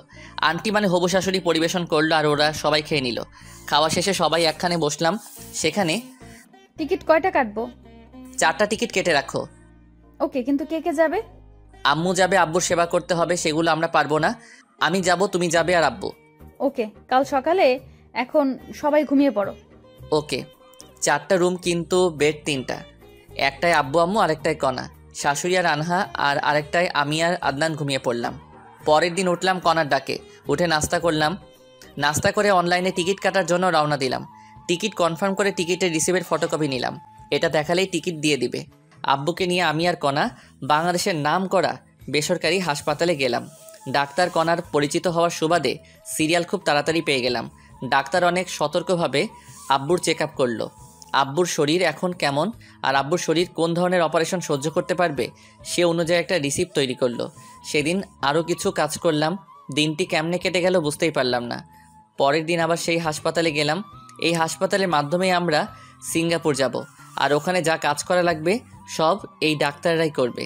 আমরা সকাল 10টায় গেলাম হাসপাতালে, আবার রিসিপ্ট নিয়ে ব্যাংকে গিয়ে 20 লাখ টাকা ডোনেট করলাম। টাকা ডোনেট করার পর রিসিপ্ট নিয়ে বাসায় আসলাম। আমাদের বিকেল 4টায় ফ্লাইট, তাই আমরা রেডি হলাম। টিকিট অবশ্য কাটা ছিল আমাদের। আমরা রওনা দিলাম দুপুর 2টায়। যথাসময়ে প্লেন উড়াল দিল। দীর্ঘ 6 ঘন্টা পর আমরা সিঙ্গাপুরের মাটিতে পা রাখলাম। আমরা সরাসরি হাসপাতালে চলে গেলাম।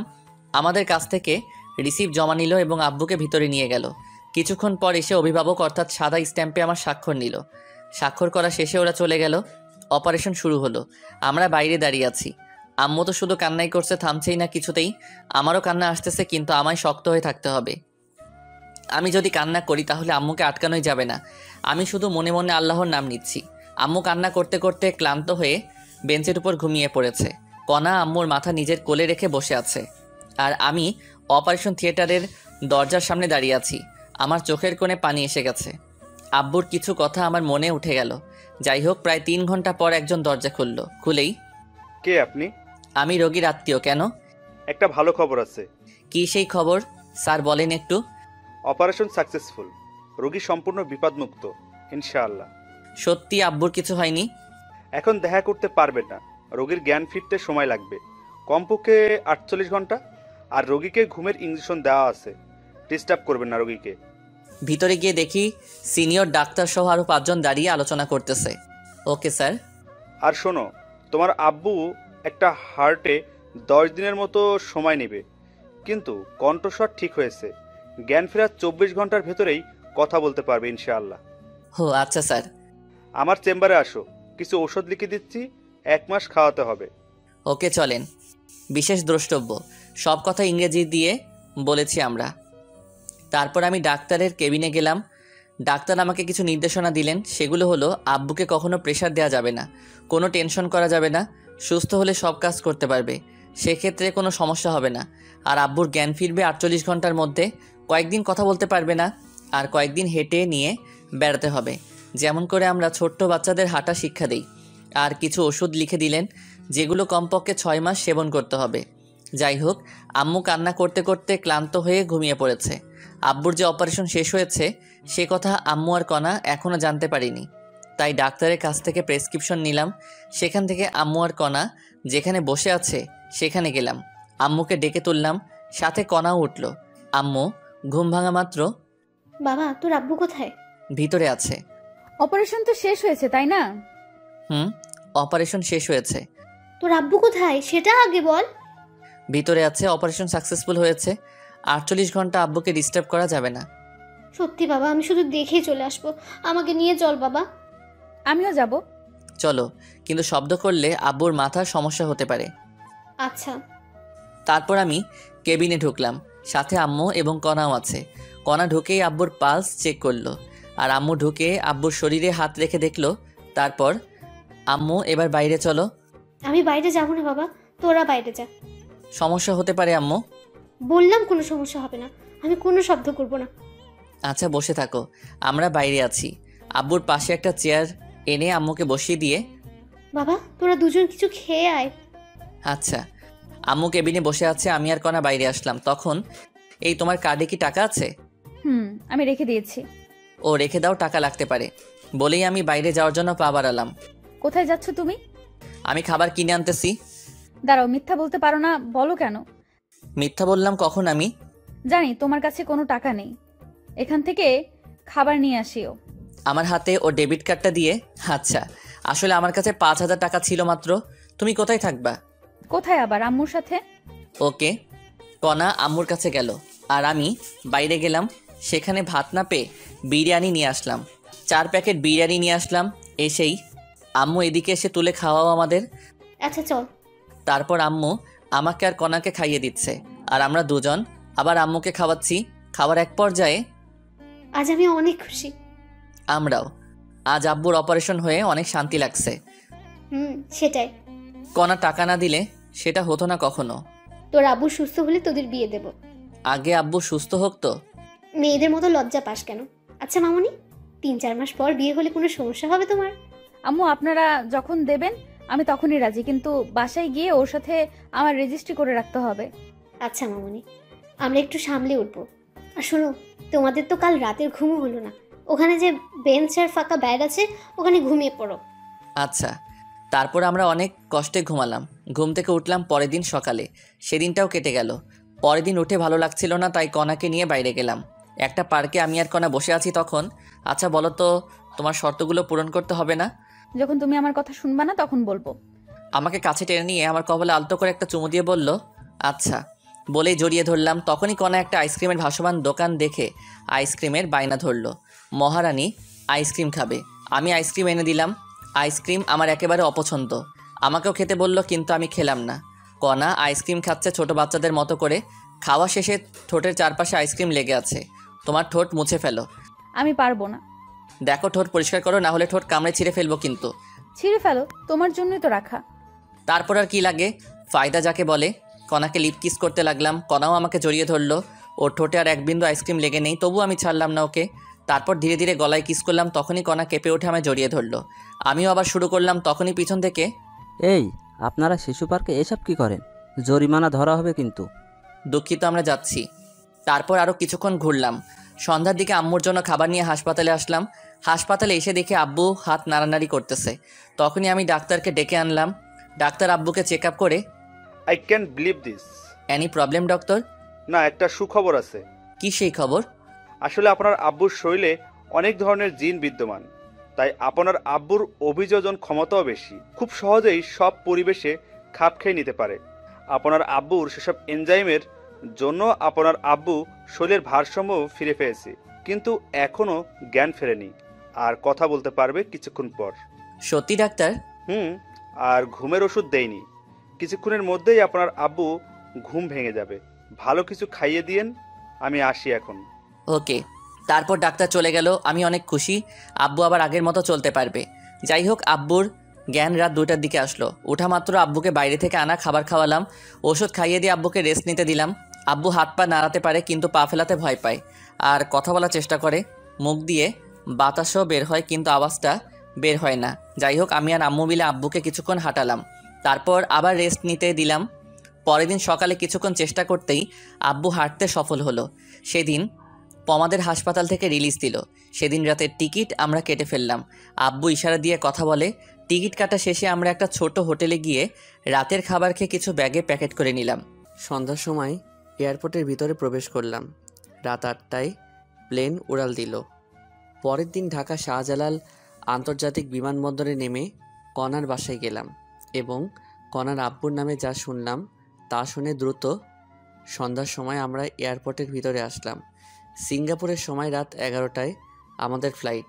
আগে থেকে জানতাম অনেক সময় ভিতরে বসে থাকা লাগবে, তাই রাতের জন্য হালকা নাস্তা নিয়েছিলাম। রাত 9টার দিকে নাস্তা করলাম সবাই মিলে। আমরা এয়ারপোর্টের ভিতরের সোফায় বসে আছি। তখনই ভাবলাম আব্বুকে একটু ধরে ধরে হাঁটিয়ে নেই। সে অনুযায়ী কাজও করলাম। প্রায় আধা ঘন্টা হাঁটালাম। আল্লাহর অশেষ রহমতে আব্বু ভালোভাবেই হাঁটতে পারছে। কিছুক্ষণ পর সকল যাত্রীকে প্লেনে উপস্থিত হতে বলা হলো। আমরাও প্লেনের ভিতরে গেলাম। আমাদের 4 জনের সিট একসাথেই পড়েছে। আমাদের সিট বেল্ট বেঁধে দিল বিমানবালারা। রাত 11টায় প্লেন উড়াল দিল। আমরাও ঘুমিয়ে পড়লাম। আমার পাশে কণা, তারপর আম্মু, তারপর আব্বুর সিট পড়েছে। আমাদের প্রত্যেককে একটা করে কম্বল দেওয়া হলো। কণা ওর জন্য দেওস কম্বলটি রেখে দিল। কম্বল রেখে দিলা কেন? আমাদের একটা কম্বলই যথেষ্ট। কেমন করে একটা দিয়ে হবে, যে ছোট একটা কম্বল? এটাই হবে। আমি তোমায় জড়িয়ে ধরে ঘুমাবো, তোমার কাঁধে মাথা রাখবো। খালি ফাইজলামো। ঠিক আছে, আমার কাঁধে মাথা দিয়ে ঘুমাও। হুম। বলেই আমার গালে একটা চুমু দিল। লক্ষ্মী মেয়ে। আমি আব্বু আম্মুর দিকে দেখলাম ঘুমিয়ে পড়েছে। আব্বু আম্মুর শরীরের কম্বল ভালো করে গায়ে দিয়ে দিলাম যাতে ঠান্ডা না লাগে। তারপর সিটে বসলাম। তখন কণা আমাকে কাঁধে মাথা রেখে ঘুমিয়ে পড়ল। আমাকে দেয় কম্বলটি। আমাদের দুজনের শরীর দেওয়ার চেষ্টা করলাম, কিন্তু ছোট হওয়ায় পারলাম না। আর তখন আমি বিমানবালার কাছ থেকে আরেকটা কম্বল নিয়ে কণাকে ভালো করে ঢেকে দিলাম। একে অপরের সাথে জড়াজড়ি করে ঘুমিয়ে পড়লাম। ঘুম ভাঙলো বিমানের একটা সিগন্যালে। প্লেন এখন ল্যান্ড করবে, তাই সবাইকে জাগ্রত করার জন্য এক ধরনের সাউন্ড সিস্টেম ব্যবহার করে আমরা সিগন্যালের আওয়াজে জাগ্রত হয়ে গেলাম। প্রায় 30 মিনিট লাগলো প্লেন শাহজালাল আন্তর্জাতিক বিমানবন্দরে ল্যান্ড করতে। ল্যান্ড করার পর আব্বুকে ধরলাম এবং নিচে নামতে সাহায্য করলাম। নিচে নামার পর থেকে আব্বু নিজে নিজেই আমাদের সাথে হাঁটতে শুরু করলো। ল্যান্ড করার পর আমরা প্লেন থেকে নেমে রিসিভ রুমে আসলাম। রিসিভ রুম থেকে ব্যাগ রিসিভ করে এয়ারপোর্টের বাইরে আসলাম। আমার ছোট বোন আনহা আর চাচাতো ভাই আদনানকে আসতে বলা হয়েছিল। আমরা এয়ারপোর্টের বাইরে এসে দেখলাম ওরা দাঁড়িয়ে আছে। আনহা আব্বুকে দেখে দৌড়ে এসে কান্না শুরু করে দিল। আব্বুও নীরবে চোখের পানি ফেলতে লাগলো।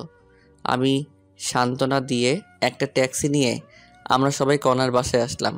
আমি ব্যাগ নিয়ে আগেই দোতলায় গেলাম। বাসায় এসে কলিং বেল দিলাম। আমার আব্বুর বয়সী একজন পুরুষ দরজা খুলে দিল। কে আপনি? এই বাসায় কি চাই? সরি, আপনাকে তো চিনলাম না। আমি এই বাসার মালিক। আমার শাশুড়িকে ভয় দেখিয়ে বাড়ি দখল। বাবা, তুমি এতদিন কোথায় ছিলে? বাবা মানে এই লোককে? উনি আমার বাবা। ভেতরে আসো। আর বিআই বেআইন আপনারাও আসেন। চলেন বেয়াই। তারপর আমরা সবাই সোফায় গিয়ে বসলাম। তখন আব্বু, তুমি এই 2 বছর কোথায় ছিলে? কিছু কাজ ছিল মামনি। আর কোথাও তোমার যাওয়া হচ্ছে না? তোমার আর কোথাও যাব না, অবসর নিয়েই তবে এসেছি। ভাই সাহেব, আপনি কি কাজ করতেন? হঠাৎ 2 বছর খোঁজ ছিল না আপনার?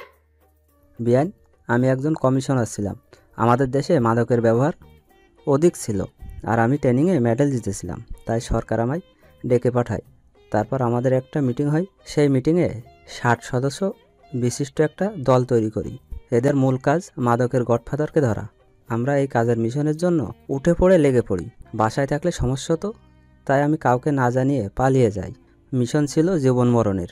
ধরা পড়লেই মৃত্যু নিশ্চিত। আমরা দেশের ভিতরে এবং বাইরে 2 বছর নিরস প্রচেষ্টার পর 7 দিন আগেই ওই সন্ত্রাসীকে ধরিয়ে দেই এবং আবার মেডেল পাই।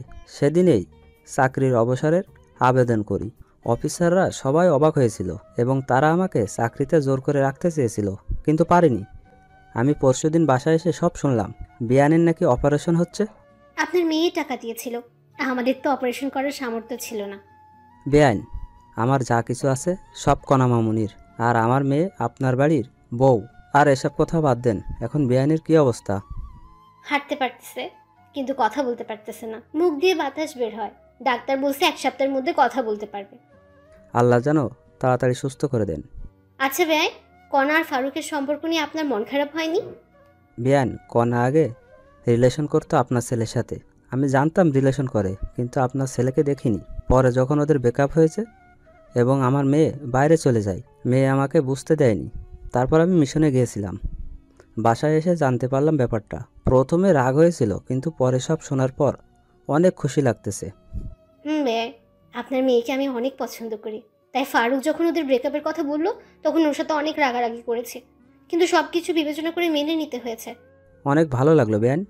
আমরাও রিলেশন করে বিয়ে করেছি, আমার মেয়েও। আমরাও সেম। যা করছো, কাল আবার গ্রামের বাসায় যেতে হবে আমাদের। কেন বেআইন? ওমর ফারুককে আর কতই প্রেশারে রাখি বলেন?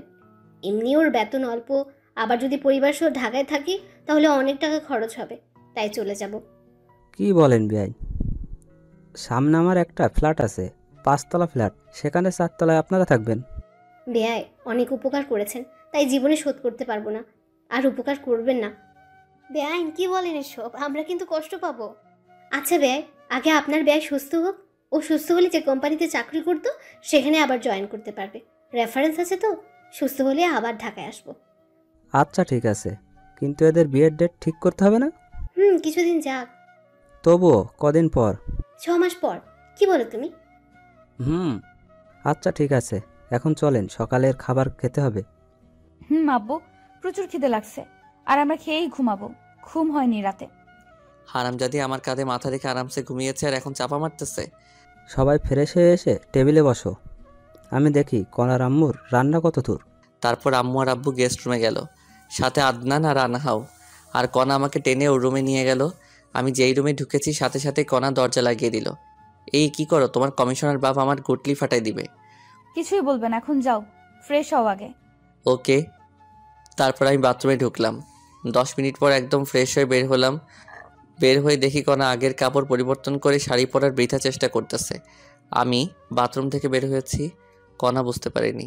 আমি হালকা কাশি দিলাম, সাথে সাথে কণা পিছনে ফিরে দেখলো আমি তো আবার ক্রাশ খেলাম। হালকা মেকআপ করেছে, উফ অসাধারণ লাগছে কণাকে। তখনই কুত্তা, এমন করে কি দেখো, এখানে আসো। বলে ওর কাছে এসে আবার মন ভরে দেখতে লাগলাম। আমাকে শাড়ি পরিয়ে দাও। আচ্ছা। তারপর আমি কণার শাড়ির কুচি ধরলাম, ধবধবে পেট, নাভির 2 ইঞ্চি উপরে একটা তিল।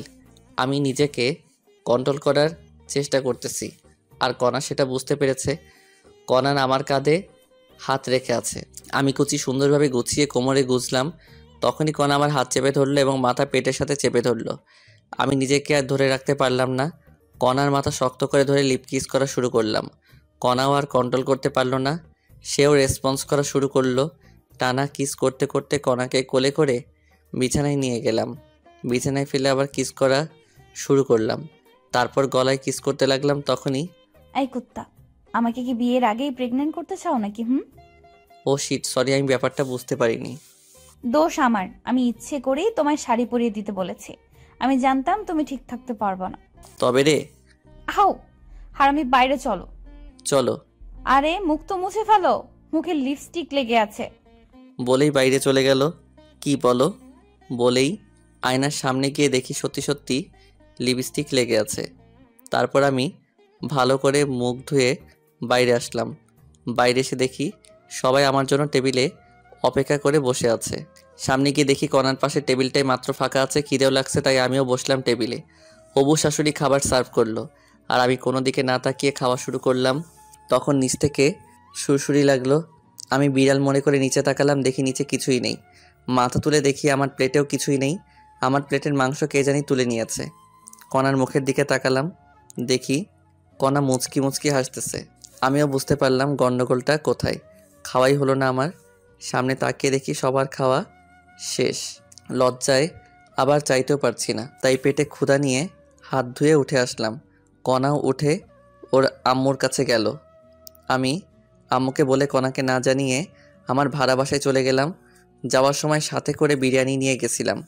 সেগুলো খেয়ে ফোন বন্ধ করে চার্জে দিয়ে 11টার সময় দিলাম ঘুম থেকে উঠলাম বিকেল 4টায়। উঠে ফ্রেশ হয়ে ফোন অন করলাম।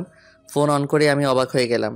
মিস কল অ্যালার্ট চালু করা আছে, দেখি 250টা মিস কল আর 119টা মেসেজ। কল এসেছে আম্মু, কণা, আদনান শাশুড়ির ফোন থেকে, আর মেসেজ এসেছে আদনানের ফোন থেকে 10টার মতো। বাকিগুলো কণা দিয়েছে। সবগুলো মেসেজ হলো আমি কোথায় আছি, তাড়াতাড়ি যেন বাসায় যাই, এসব নিয়ে। যাই হোক, এসব দেখে ভাবলাম কল দেই। দেখলাম ফোনে টাকা নেই, তাই বিকাশ অ্যাপস থেকে টাকা লোড দেওয়ার জন্য ডাটা অন করলাম। সাথে সাথেই দেখি মেসেঞ্জার, হোয়াটসঅ্যাপ, টেলিগ্রাম সবখানে কণার মেসেজ। টাকা লোড দিয়ে কল দিলাম কণার কাছে। কল দেওয়া মাত্র কল ধরলো, মনে হয় তার জন্য বসেছিল। কি করো?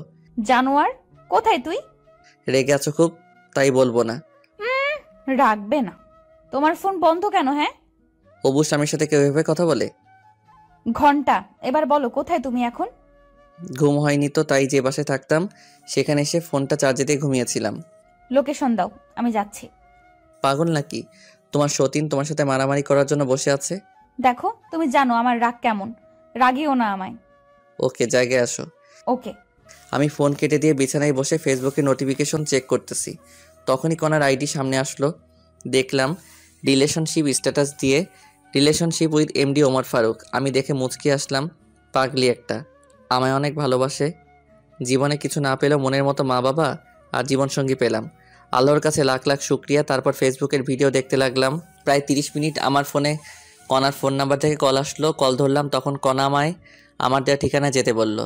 আমি গিয়ে ওকে নিয়ে আসলাম। রুমের মধ্যে ঢোকা মাত্র কণা এসে ঠাস করে আমার গালে একটা চড় মারলো। চড় মারার পরই আমায় জড়িয়ে ধরে কান্না করতে লাগলো। আমিও জড়িয়ে ধরে, নিজে থাপ্পড় মারলে আবার নিজেই কান্না করছো কেন? চুপ করো। তুমি যে বাসায় আসছো আমায় বলে আসতা। আমি মনে করেছি টেবিলে তোমার খাবার মেরে দিয়েছি এই জন্য তুমি রাগ করে বাসায় এসেছো। আমি অনেক কান্না করেছি। আমি তো আম্মুকে বলেই আসলাম। তুমি নাকি বলেছো বাইরে যাচ্ছ, কিন্তু এতক্ষণ লাগে নাকি? তাই চিন্তা হচ্ছিল আমার। না বলে আসার জন্য দুঃখিত। হয়েছে, তোমার জন্য খাবার নিয়ে এসেছি। আচ্ছা, তুমি খাইয়ে দাও। পাবো না। তাহলে আমার খিদে নেই। আচ্ছা শয়তান, আসো। তারপর কণা আমায় খাইয়ে দিতে লাগলো, আবার আমি ওকে খাওয়াচ্ছি। তখনই আমাদের বাসার মালিক আসলো। বাসার মালিকের সাথে আমার সম্পর্ক ভালো। বাড়িওয়ালা এসে, কি ফারুক, কি খবর তোমার? দুদিন থেকে দেখাই যাচ্ছে না, ঘটনা কি? ভাই, আব্বুর অপারেশনের জন্য বাইরে গেছিলাম। এনিকে ভাবি নাকি? আপনার ভাবি। হাফ নাকি ফুল? পরে বলবো। আচ্ছা, পরে শুনবো। এখন বাড়ি ভাড়া কবে দিবা? কাল দিব ভাই। আচ্ছা, তাহলে আমি যাই। বাড়িওয়ালা চলে গেল। কণা আমায় রেডি হতে বলল। আমি তৈরি হয়ে নিলাম। আজ আব্বু আম্মু, ছোট বোন আনহা আর চাচাতো ভাই আদনান বাসায় যাবে। ওদেরকে বাসে তুলে দিতে হবে। আমি রেডি হয়ে রুমে তালা দিয়ে বের হলাম। কণা আর আমি রিক্সা নিয়ে কণার বাসায় গেলাম।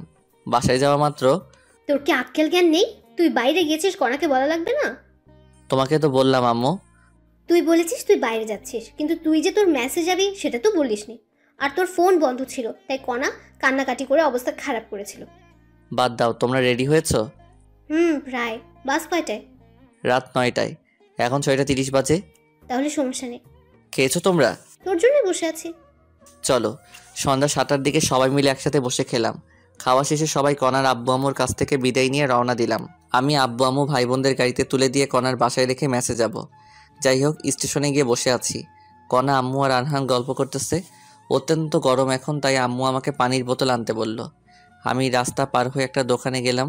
দোকানে প্রচুর ভিড়, তাই দাঁড়িয়ে আছি। আর ওদিকে, আম্মু তুমি আবার কবে আসবা? তোর শ্বশুর সুস্থ হলে। আম্মু আমরা কিন্তু এখনো আলাদা বাসায় থাকতে পারি। আমি আর আপনার ছেলে চাকরি করি কেন? কিছুদিন যাক, তারপর। তাড়াতাড়ি আসো। তোমরা আর আমার এই ননদকেও ভালো স্কুলে ভর্তি করাতে হবে। পরে সেটা ভাবি। আমার পরীক্ষা সব কমপ্লিট। 6 মাস পর পরীক্ষা। সত্যি? তাহলে আমি তোমার পরীক্ষার আগে যাব ওখানে। আচ্ছা ভাবি, আসিও, অনেক মজা হবে। যাই হোক, ওরা এমন আরও কথা বলতেছে। আর এদিকে আমি পানির বোতল কিনে রাস্তা পার হচ্ছি। তখনই প্রায় 2 বছর পর চিরচেনা আব্বুর কণ্ঠস্বর শুনতে পেয়ে দৌড় দিলাম। আমি তো শকড হয়ে গেলাম, আবার অনেক খুশি লাগতেছে। কিন্তু আব্বু কি জানি ইশারা করতেছে আর বলতেছে, আরে পাগল ছেলে, সামনে দেখো। বলেই আব্বু আমার কাছে দৌড়ে আসতেছে। আমি সামনে তাকিয়ে দেখি বিশাল দূরে একটা সিএনজি 60 কিলোমিটার/আওয়ার বেগে ছুটে আসতেছে। সিএনজি এর গতি দেখে আমি ভয়ে কি করব ভেবে পাচ্ছি না। আমার ব্রেন কাজ করা বন্ধ করে দিয়েছে। আমি আমার মৃত্যু দেখতে পারতেছি। আমি ভয়ে চোখ বন্ধ করলাম। তখন আমার মনে হলো আমায় কেউ আচমকা টান দিল। আমি বুঝতে পারলাম আমি কোথাও পড়ে গিয়েছি, কিন্তু আমার শরীরে মনে হয় শক্তি নেই। কেউ একজন আমায় ধাক্কাচ্ছে। তখনই আমার চিন্তা শক্তি কাজ করা শুরু করে দিল।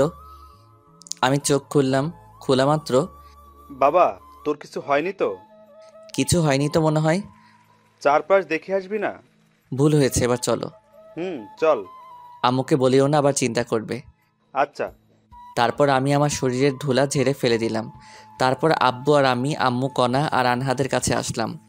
আব্বু যখন এসে সবার সামনে কথা বলল, সবাই আনন্দে হই দিয়ে উঠল। আর আম্মু তো খুশিতে কান্না কান্না করতে লাগলো। তখনই, এই একসাথে এত খুশি কোথায় রাখি? তুমি যাও বাবার কর্ণফুলের রস নিয়ে আসো। ওকে, যাচ্ছি বলেই যেতে লাগলাম। কোথায় যাচ্ছিস? ফলের রস নিয়ে আসি। লাগবে না। আব্বু নিয়ে আসুক না। আরে ফারুক কোথাও যাবে না। জানো কি হয়েছিল একটু আগে? কি হয়েছিল আব্বু? কিছু হয়নি বলেই আব্বুর মুখ চেপে ধরলাম। আসলে, তারপর সব খুলে বলল। আরে চিন্তা করো না তো, কিছু হয়নি তো। হলে আর কি হতো, মরে যেতাম। কান্না করার মতো কেউ নেই। চলো তো একটু ওয়াশরুমে যাব। চলো। তারপর আম্মুকে চুপ করে থাকতে বললাম। আব্বু আমার আম্মুকে সান্ত্বনা দিচ্ছে। আর আমি কণাকে নিয়ে বাস কাউন্টারের ওয়াশরুমে ঢুকলাম। কণা ভিতরে ঢুকে উকি দিয়ে কি জানি দেখলো। তারপর হঠাৎ দরজা বন্ধ করে দিয়ে আমার শার্টের কলার ধরলো। তখন, এই কি করছো? তুই কি বললি কিছুক্ষণ আগে? কি বলছি আমি? কি বললি তুই মরে যাবি? তোর কিছু হলে আমি কি নিয়ে বাঁচবো বল? সরি, আর বলবো না। সাবধানে দেখে শুনে বের হবা না তুমি? তোমার কিছু হলে আমি কি নিয়ে বাঁচবো? কলার ছেড়ে দিয়ে আমায় জড়িয়ে ধরে কান্না করতে করতে কথাগুলো বলল। তোমার আর আম্মুর দোয়া আর আল্লাহর রহমত থাকলে আমার কিছু হবে না। সবসময় তোমার জন্য দোয়া করি আমি।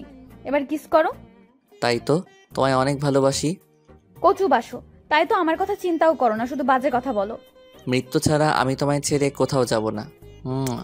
জানো না, জানো আমার না খুব কান্না আসছিল যখন তুমি এই কথাগুলো বলছিলে।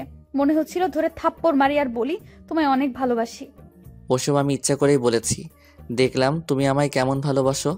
এবার চলো বাইরে যাব, না হলে অনেক খারাপ ভাববে। চলো। তারপর আমি আর কণা সবার কাছে আসলাম। কিছুক্ষণ পর বাস আসলো। আমি সবাইকে বাসে তুলে দিলাম, সবার জন্য হালকা খাবার কিনে দিলাম। বাস যতক্ষণ ছিল ততক্ষণ দাঁড়িয়েছিলাম। তারপর আমি আর কণা সিএনজি নিয়ে বাসায় আসলাম। কণাকে বাসায় নামিয়ে দিয়ে আমি আবার আমার ভাড়া বাসায় চলে গেলাম। আমি আজ অনেক হেঁটেছি এবং কাজও করেছি, তাই অনেক ক্লান্ত থাকায় ঘুমিয়ে পড়লাম। ঘুম ভাঙল কণার ফোনে। কল ধরেই দিলা তো ঘুমের 69 বাজাই। আইসে আমার জমিদার সাহেব, উঠে তাড়াতাড়ি অফিস আসো। আচ্ছা যাবনে। আচ্ছা, আমি যাবার সময় তোমায় নিয়ে যাব। লাগবে না ম্যাম, আমারই ডিউটি আপনার বাসায়। ফারুক সাহেব তাড়াতাড়ি আসেন। আচ্ছা ম্যাম। কল কেটে দিয়ে ফোনে দেখলাম 7:48 বাজে। আমার অফিস 9টায়। কণার বাসায় যাওয়া লাগবে 8:30-এ। বেশি সময় নেই হাতে, তাই বিছানা থেকে উঠে বিছানার কিছু না গুছিয়েই ফ্রেশ হলাম। তারপর রেডি হয়েই কণার বাসায় গেলাম। তবুও 10 মিনিট লেট করেছি। কণার বাসায় ঢুকলাম। জামাই না হতেই আমায় এখন থেকে জামাই আদর করতেছে। যাই হোক, খাওয়া শেষে কণা লাঞ্চ পার্টিতে প্যাক করে নিল। তারপর আমরা দুজনে অফিসের উদ্দেশ্যে রওনা দিলাম। অফিসে ঢোকার পর আমি আমার কেবিনে গেলাম। কিছুক্ষণ পর সবাই আসলো। তখন কণা সবাইকে ডাকলো। সবাই মিটিং রুমে গেল, সাথে আমিও মিটিং রুমে। শোনেন, আপনারা আমাদের অফিসের অনেক লোকসান হচ্ছে। ম্যাম, আমরা তো ঠিকভাবে কাজ করছি, সর্বোচ্চ দিয়ে কাজ করি। সবাই তো করে না। ম্যাম, এই অফিসের ক্ষতি হলে অফিস বিক্রি করে দেবে, তখন আমরা কোথায় যাব? আর গেলেও হয়তোবা এমন বস পাবো না। আর এই অফিসে আমাদের সবসময় ছাড় দিয়েছে। অফিসের লোকসানের সময় আমরা কাজ করে তা পুষিয়ে দিব। সাবাস, আপনারা সবাই এরকম মানসিকতা নিয়েই কাজ করবেন। আমরা তাই করব ম্যাম। আরেকটা কথা, এ আমার ভালোবাসা এবং হবু স্বামী। সব মেয়েই ওকে দুলাভাই না হলে ভাইয়া বলে ডাকবা। আমাকে ওর কাছে এনে হাত ধরে বলল, ম্যাম খাওয়া দেন। আচ্ছা, আজ দিব। তারপর মিটিং শেষ করে দিল।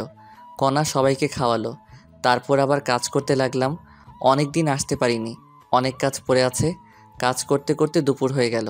লাঞ্চের সময় কণা ডাকলো। কণার কেবিনে লাঞ্চ করলাম। লাঞ্চ শেষে আবার কাজ করতে লাগলাম। ছুটি হলে কণা আর আমি অফিসের গাড়ি নিয়ে একটু ঘুরে বেড়াই। তারপর কণার বাসায় গিয়ে রাতের খাবার খেয়ে বাসায় যাই। এভাবে চলে গেল 7 দিন।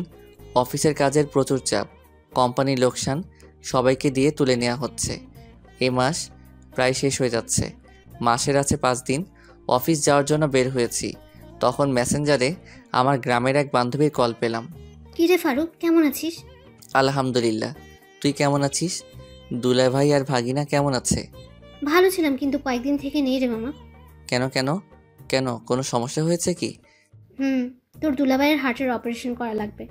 টাকা ম্যানেজ হয় নাই? সব কমপ্লিট। আর তুই তো জানিস আমরা পালিয়ে বিয়ে করেছি, এই জন্য কেউ মেনে নেয়নি।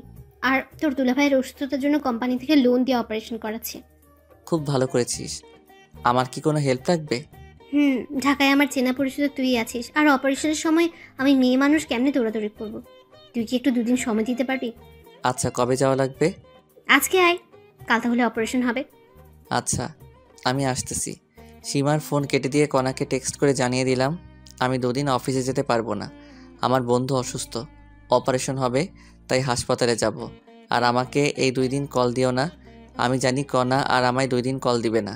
তারপর আমি ব্যাগ গুছিয়ে রওনা দিলাম সীমার বাসার উদ্দেশ্যে। এই ঢাকার জ্যাম পার করে পৌঁছালাম 11টার সময়। সীমার বাসায় ঢুকলাম, দেখি দুলাভাই ভালোই অসুস্থ হয়ে গেছে। দুলাভাইয়ের সাথে কথা বললাম।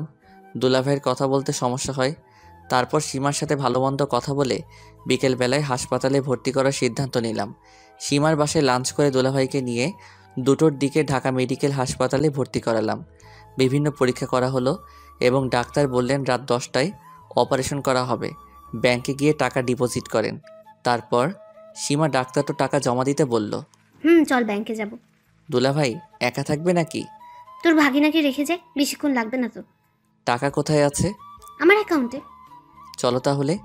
তারপর সীমা দুলাভাইয়ের কাছে গেল এবং সব খুলে বলল। দুলাভাই তার ছেলে আবু হানিফকে রেখে যেতে বলল। আবু হানিফকে রেখে আমরা দুজন হাসপাতাল থেকে বের হয়ে রিক্সা নিলাম। তারপর ইসলামী ব্যাংকে গেলাম। ব্যাংক থেকে টাকা তুলে আবার সোনালী ব্যাংকে গেলাম।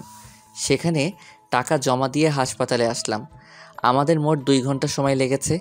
একটু দেরি হলে আর টাকা জমা দিতে পারতাম না, কারণ ব্যাংক 5টার সময় বন্ধ করে দেয়। আমরা হাসপাতালে এসেছি 6টার সময়। একটু পর আজান দিবে। দুলাভাই অনেক ভয় পাচ্ছে, অনেক ভীতু প্রকৃতির মানুষ উনি। যাই হোক, দেখতে দেখতে অপারেশনের সময় হয়ে গেল। ডাক্তার দুলাভাইকে আইসিইউতে নিয়ে গেল, আর আমরা বাইরে আছি। সীমা তো ভয়ে চুপসে গেছে, আর আমিও চুপ করে আছি ভাগিনাকে সাথে নিয়ে। ভাবলাম একটু ফোনে গেম খেলি, কিন্তু ফোনটা বের করে দেখি ফোন বন্ধ, কারণ ফোনে চার্জই দেয়নি। ভাগিনার দিকে তাকিয়ে দেখি ভাগিনা ঘুমিয়ে গেছে। তারপর আমি বসে থাকতে থাকতে কখন ঘুমিয়ে গেছি জানি না। ঘুম ভাঙলো লিপির। মামা, এই মামা ওঠ, খুশির খবর আছে। কি হয়েছে? তোর দুলাভাইয়ের অপারেশন সাকসেসফুল হয়েছে। 3 ঘন্টা পর জ্ঞান ফিরবে। ডাক্তার চলে গেল এটা বলে। দাঁড়া, আমি ডাক্তারের কাছ থেকে ভালো করে শুনে আসি। আচ্ছা যা। তারপর আমি ডাক্তারের কেবিনে গিয়ে সত্যতা যাচাই করে আসলাম। তখন রাত 2টা বাজে। আমি সীমার কাছে আসলাম। কিছুক্ষণ পর দুলাভাইকে একটা কেবিনে শিফট করা হলো। আমি অনেক খুশি হয়েছি। ডাক্তার প্রেসক্রিপশন দিল। আমি গিয়ে ওষুধ কিনে আনলাম। জ্ঞান ফিরলে ওষুধ খাওয়াতে হবে। ওষুধ কিনে এনে দেখে অন্য রুমে শিফট করেছে। ঔষধ সীমাকে দিয়ে আমি ব্যাগ নিয়ে সোফায় শুয়ে পড়লাম। সীমাকে ঘুমানোর কথা বলে দিলাম এক ঘুম।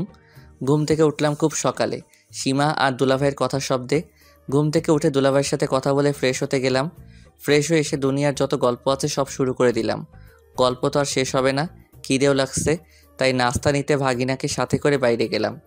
আমরা নাস্তা করে ওদের দুজনের জন্য নাস্তা নিয়ে আসলাম। নাস্তা করে ওষুধ খাওয়া শেষে আমি বাইরে গিয়ে 10 টাকা দিয়ে ফোনে চার্জ দিয়ে আনলাম। কনার ফোনে কল দিলাম, কিন্তু ওর ফোন বন্ধ। তাই কনার আম্মুর কাছে কল দিলাম। কনা নাকি ওর মামার বাসায় ঘুরতে গেছে, 7 দিন পর আসবে। কনার সাথে কথা বলতে পারলাম না জন্য খারাপ লাগছে। মন খারাপ করে আবার সীমা আর দুলাভাইয়ের কাছে গেলাম। সেদিনই বিকেলবেলা রিলিজ নিলাম আমরা।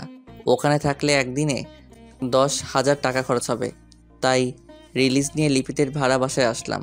সীমার ওখানে রাতের খাবার খেয়ে আমার বাসায় আসলাম। আবার পরের দিন থেকে অফিসে গেলাম। অফিসে গিয়ে কিছু ভালো লাগে না, মন শুধু কনাকেই খুঁজে বেড়াচ্ছে। তাই ফোন বের করে কনাকে কল দিলাম, কিন্তু ফোন বন্ধ দেখাচ্ছে। মেজাজ তো খুব খারাপ হয়ে গেল, তবুও কাজ করতে লাগলাম। দুপুরবেলা লাঞ্চ করলাম অফিসের ক্যান্টিনে। লাঞ্চের পর আবার কাজ করা শুরু করলাম। একাকিত্ব ভালো লাগছে না, তাই অফিসের এক মেয়ে কলিগের সাথে একটু ভাব জমালাম। ভালোই ভাব জমে গেল একদিনের গল্পে। যাই হোক, কনাও নেই। মেয়েটার সাথে কথা বলে ভালোই লাগলো। এইভাবে 3 দিন গেল। কনার কোনো খোঁজই নেই, ফোন বন্ধ করে রেখেছে। হাসপাতালে যখন ছিলাম তখন আমার ফোন বন্ধ ছিল, তাই কনা আমার উপর রাগ করে ফোন বন্ধ করে রেখেছে। আর তাই আমি অফিসের একটা মেয়ের সাথে দেখিয়ে দেখিয়ে গল্প করতেছি। আমি জানি লিপি আমার সব কথা কনাকে জানাচ্ছে। অনেক ভেবেচিন্তে নীলাকে সব খুলে বললাম, আর ওকে একটু অভিনয় করতে বললাম। নীলাও খুব সুন্দরভাবে লিপির সামনে অভিনয় করে। যাই হোক, এইভাবে 4র্থ দিন চলে গেল। 5ম দিন নীলা আগে চলে গেল অফিস। এই নীলা, শোনো। জি আপু বলেন। তুমি জানো না কনা ফারুককে ভালোবাসে? কয়েকদিন পর ওদের বিয়ে। তো আমিও ওকে ভালোবাসি। চাকরি হারাতে চাও নাকি? হারালে হারাবো, ফারুক আছে না। আর কনা ম্যাম, ওনাকে কি ভালোবাসে যে কয়েকদিন থেকে কল ধরে না? আরে আবাল, কনা ফারুকের গ্রামের বাসায় গেছে। আগামী 7 দিনের মধ্যে ওদের বিয়ে হবে। ও আপু, আসলে আমাদের মাঝে কিছুই নেই। ভাইয়া অনেক ভয়ে ছিল যে ম্যাম বোধহয় রাগ করে চলে গেছে, আর ম্যামের ঠিকানা কেউ দিচ্ছিল না। তাই ভাইয়া প্ল্যানটি করে, কারণ ভাইয়া জানে আপনি সব কথাই কনা ম্যামকে বলবেন। তাই নাকি? ফারুক ভাইকে যতটা ফাজিল ভাবতাম, উনি তো দেখি তার চেয়েও বেশি ফাজিল। হ্যাঁ আপু, আর আমার চাকরির যেন কিছু না হয়। যাও, তোমার 7 দিনের ছুটি। এই 7 দিন অফিসের ধারে কাছেও আসবে না। ফারুক ভাই কল দিলে বলবা গ্রামের বাসায় গেছো, আমরা একটু এদিকে মজা নেই। আচ্ছা আপু। তারপর নীলা চলে গেল। আমি অফিসে ঢুকে দেখলাম কনাও নেই, নীলাও নেই। তারপর লিপিকে গিয়ে ধরলাম। কনা কোথায়? জানি না আমি। ভালো। আর একটা কথা শুনে রেখো, কনা ফিরে এসে আমায় খুঁজে পাবে না। ভাইয়া এইসব কথা বলবেন না। আপনাকে সারপ্রাইজ দেওয়ার জন্য কনা এইসব করতেছে। তাই নাকি? একটু টাচ দিবা। সারপ্রাইজ ভালো নাকি খারাপ? সুন্দর সারপ্রাইজ ভাইয়া। তাহলে আমি নিশ্চিন্তে থাকলাম। আর নীলাকে চাকরি থেকে বের করে দিও না আবার। কেন? ওকে তো বের করে দিব। থাপ্পড় খাবা। আমি ওকে অনেক অনুরোধ করাই অভিনয় করতে রাজি হয়েছিল। আর ওর বয়ফ্রেন্ড আছে, তোমার আপুর মতো সন্দেহ করো না আবার। হোক, আর আজ আমার সাথে লাঞ্চ করবেন। আমি মেয়েদের সাথে লাঞ্চ করি না। কণা বোধহয় ছেলে। বেশি বোঝো কেন? আমায় ছুটি দাও, আমি বাসায় যাব। আপনার অফিস না করলেও চলবে। ছালি আছে না, ওখান থেকে নিজের কেবিনে গেলাম। দুপুর পর্যন্ত কাজ করে বাসায় আসলাম। পরিচিত এক ফার্মেসি থেকে ঘুমের ওষুধ এনে খেয়ে ঘুম দিলাম। উঠলাম পরের দিন দুপুরবেলা। উঠে আবার ফোন টিপতে লাগলাম। মাগরিবের আগে আগে কনার আম্মুর ফোন থেকে কল আসলো। আমি ধরলাম। তখনই বাবা, বাবা, কণা। বলেই কান্না করা শুরু করলো। কনার কি হয়েছে বলেন? কণার। বলেই ফোন কেটে দিল। আমি আবার কল দিলাম, ফোন বন্ধ। কনার ফোনও বন্ধ। কনার আব্বুরও বন্ধ হয়ে আছে। মেজাজ খুব খারাপ। ট্রাউজার পরা অবস্থায় মোবাইল নিয়ে দিলাম দৌড়। রিক্সা করে কনার বাসায় গেলাম। বাসায় গিয়ে দেখি পুরো বাসা বিয়ের সাথে সাজানো। আমি দৌড়ে ভিতরে গিয়ে কনার আম্মুর কাছে গেলাম। কণা কোথায়? কনার কি হয়েছে? ওর আজ বিয়ে বাবা, অন্য একটা ছেলের সাথে। ওই ছেলেটাকে ভালোবেসে ফেলেছে এই কয়েকদিনে। কি বলেন আপনি? আর আমি কি? বাবা, আমার কাছে কিছু বলে লাভ নেই, কণার কাছে যাও। কণা ওর রুমে। আমি এক দৌড়ে কনার রুমে গেলাম। গিয়ে দেখি ওকে সাজানো হচ্ছে। আমি সবাইকে বাইরে যাওয়ার অনুরোধ করলাম। সবাই বাইরে গেল আর আমি দরজা লাগিয়ে দিলাম। কণা, এগুলো কি শুনছি আমি? যা শুনছো তাই সত্যি। আমি বিয়ে করতেছি অন্য ছেলেকে। আমার অপরাধ কি? ভিখারির ছেলের শখ দেখ। ওই ছেলে আমার ক্রাশ ছিল, অনেক প্রপোজ করেছি কিন্তু রাজি হয়নি। 2 দিন আগে রাজি হয়েছে। ও ভালো। ম্যাম, আপনি সুখে থাকলে আমি খুশি। আর আপনার টাকা কিছুদিন গেলেই দিয়ে দিব। লাগবে না, তোদের পরিবারকে ওই টাকা দান করে দিলাম। ম্যাম, লাগবে না, আমি শোধ করে দিব। ভালো থাকবেন, সুখে থাকবেন, আর জীবনে দেখা হবে না আপনার সাথে। বলেই ওর দেয়া আংটি খুলে ওর হাতে দিয়ে রুমের দরজা খুলে কান্না করতে করতে সিঁড়ি দিয়ে নামলাম। নেমেই ফার্মেসিতে গিয়ে 4 পাতা ঘুমের ওষুধ সিস্টেম করে কিনে বাসায় গেলাম। সাথে 4 প্যাকেট সিগারেটও নিলাম। বাসায় গিয়ে শুয়ে পড়লাম। কি করব ভেবে পাচ্ছি না। ভাবতেছি আত্মহত্যা করব, আবার বাবা মায়ের মুখের দিকে তাকিয়ে করতে মন চাচ্ছে না। আমি পানি আনলাম। ঘুমের ওষুধ খেয়ে শুয়ে যাব। ঘুমানোর আগে কণাকে দেওয়ার জন্য একটা মেসেজ লেখা শুরু করলাম। তখনই আমার ফোনে কণার ফোন থেকে কল আসলো। আবার কল দিছো কেন? বললাম না আমি কোনোদিন তোমায় ডিস্টার্ব করব না। প্যাক না করে তোমার দরজা খুলে দাও। আমি ঘুমাচ্ছি, দরজা খুলতে পারবো না। খুলবি নাকি 999 কল দিব? দরজার সামনে কে? খুলে দেখ আগে। ফোন কেটে দিয়ে দরজা খুলে দেখি আমার আব্বু আম্মু আর কণার আব্বু আম্মু দাঁড়িয়ে। আরে আপনারা ভিতরে আসুন। আসতেছি। তারপর সবাই বসলো আমার বিছানায়। আমি চেয়ার নিয়ে আসলাম। তখনই বাবা, আমরা কখনো কল্পনাও করতে পারিনি এমন কিছু হবে। আরে আঙ্কেল, কি করছেন আপনি? আমি আপনার ছেলের মতো, আর আপনার এখানে করার কিছুই নেই। তবুও আমাদের অনেক খারাপ লাগছে বাবা। আন্টি, আমি কণাকে ভালোবেসেছি। আমি চাইবো অবশ্যই সে সুখে থাকুক। আর কণা এখন তার মনের মতো পাত্র পেয়েছে আর সুখে থাকবে, এতেই আমি খুশি। তাহলে তুমি একটা মেয়ে দেখে বিয়ে করো। আমি আর বিয়ে করতেছি না। কেন বাবা?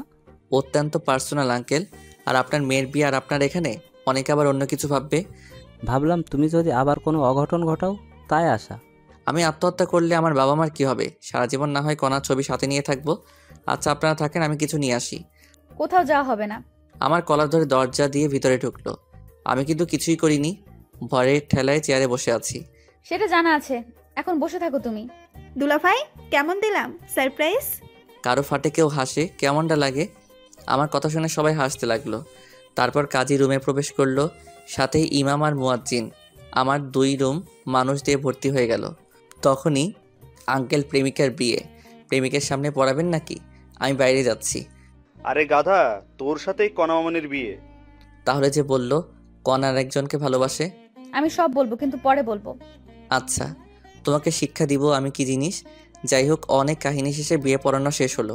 আবার কার আসলো, আমাদের সবাইকে আমার কণাদের বাসায় নিয়ে যাওয়া হলো। সেখানে গিয়ে দেখি আমার ভার্সিটির সব বন্ধুই আছে। ওদের সাথে অনেক দিন থেকে দেখা হয় না, কথাও হয় না। আমি তো ওদের দেখে অনেক খুশি। আমার সব বন্ধু বিয়ে করেছে, অনেক বাচ্চাও আছে। আর আমার বন্ধুদের সাথে আমি ইচ্ছা করে যোগাযোগ করিনি। যাই হোক, আমার বাসায় রেজিস্ট্রি হলো, এখানে কবুল বলানো হলো। রাত 2টার দিকে বিয়ে পড়ানো, খাওয়া দাওয়া শেষ। তারপর আবার আমাদের গাড়িতে করে নিয়ে যাওয়া হচ্ছে, কণা আর আমি পাশাপাশি। বুঝলাম না কোথায় যাচ্ছি আমরা। আমাদের বর্তমান ঠিকানায়। বুঝলাম না। তোমায় বুঝতে হবে না। আমাদের 5তলা বাসায় 2য় তলা আমাদের থাকার জন্য ফাঁকা করা হয়েছে। এখন থেকে আমি, তুমি, আমার শ্বশুর শাশুড়ি মা সবাই একসাথে এখানে থাকবো। সত্যি? বলেই জড়িয়ে ধরে কিস করলাম। পরে যখন সন্ধ্যার কথা মনে হলো ছেড়ে দিলাম। জানি মন খারাপ করেছো, তোমায় বাসর ঘরে সব খুলে বলবো। হুম। দেখো তোমার বিকাশে টাকা দিয়েছি, কোনো দোকান দেখে ক্যাশ আউট করো, তোমাকে আজ খসাবে সবাই। কেন? আনহার লিপি বাসর ঘর সাজিয়েছে, তার জন্য টাকা দেওয়া লাগবে না? আদনান লাইটিং করেছে, তার জন্য টাকা দিতে হবে না? না, আমি কিছুই দিব না। মন খারাপ করে সিটে হেলান দিলাম। আচ্ছা। বলেই কাঁধে হেলান দিল। আমি আর ওকে সরিয়ে না দিয়ে শুয়ে থাকলাম। কিছুক্ষণ পর একটা 5তলা বাসার সামনে আসলাম। বাইরে লাইটিং করা। আমার বুঝতে বাকি থাকলো না আমরা কোথায় এসেছি। আমি নিজে সোজা সিঁড়ি দিয়ে উঠতেছি, তখনই এই জমিদারের পোলা, তোর বউকে কে নিয়ে যাবে? হেঁটে আসবে। আমি হেঁটে যাচ্ছি। তারপর কণা উঠতে ধরলো। কাপড় লম্বার মাটিতে লেগে থাকার কারণে পায়ের সাথে লেগে পড়ে গেল।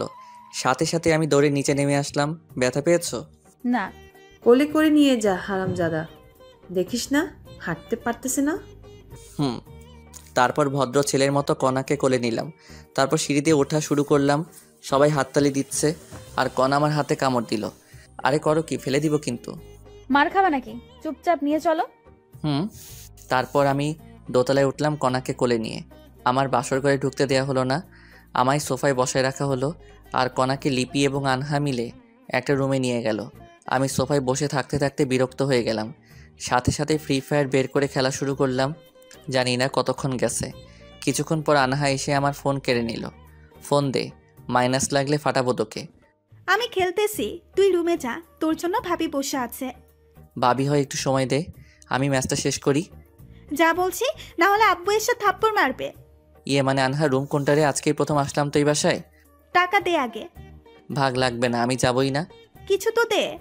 ধর। ওই রুমে যা। আচ্ছা। তারপর আমি রুমে গেলাম।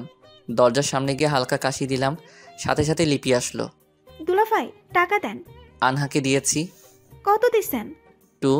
আরো 1000 দেন। তোমারই বোনের টাকা, নাও, সমস্যা নেই। হোক, তবুও দেন। তারপর লিপিকে 1000 দিয়ে রুমে ঢুকলাম। তারপর দরজা বন্ধ করলাম। কণা এসে আমায় সালাম করে গেল। আমি ওর সাথে কোনো কথা না বলে একটা বালিশ আর একটা কম্বল নিয়ে সোফায় গিয়ে শুয়ে পড়লাম। কিছুক্ষণ পর কান্নার আওয়াজ পেলাম। উঠে গিয়ে, কান্না করবা না, ঘুমাতে দাও। তুমি সোফায় ঘুমাচ্ছ কেন?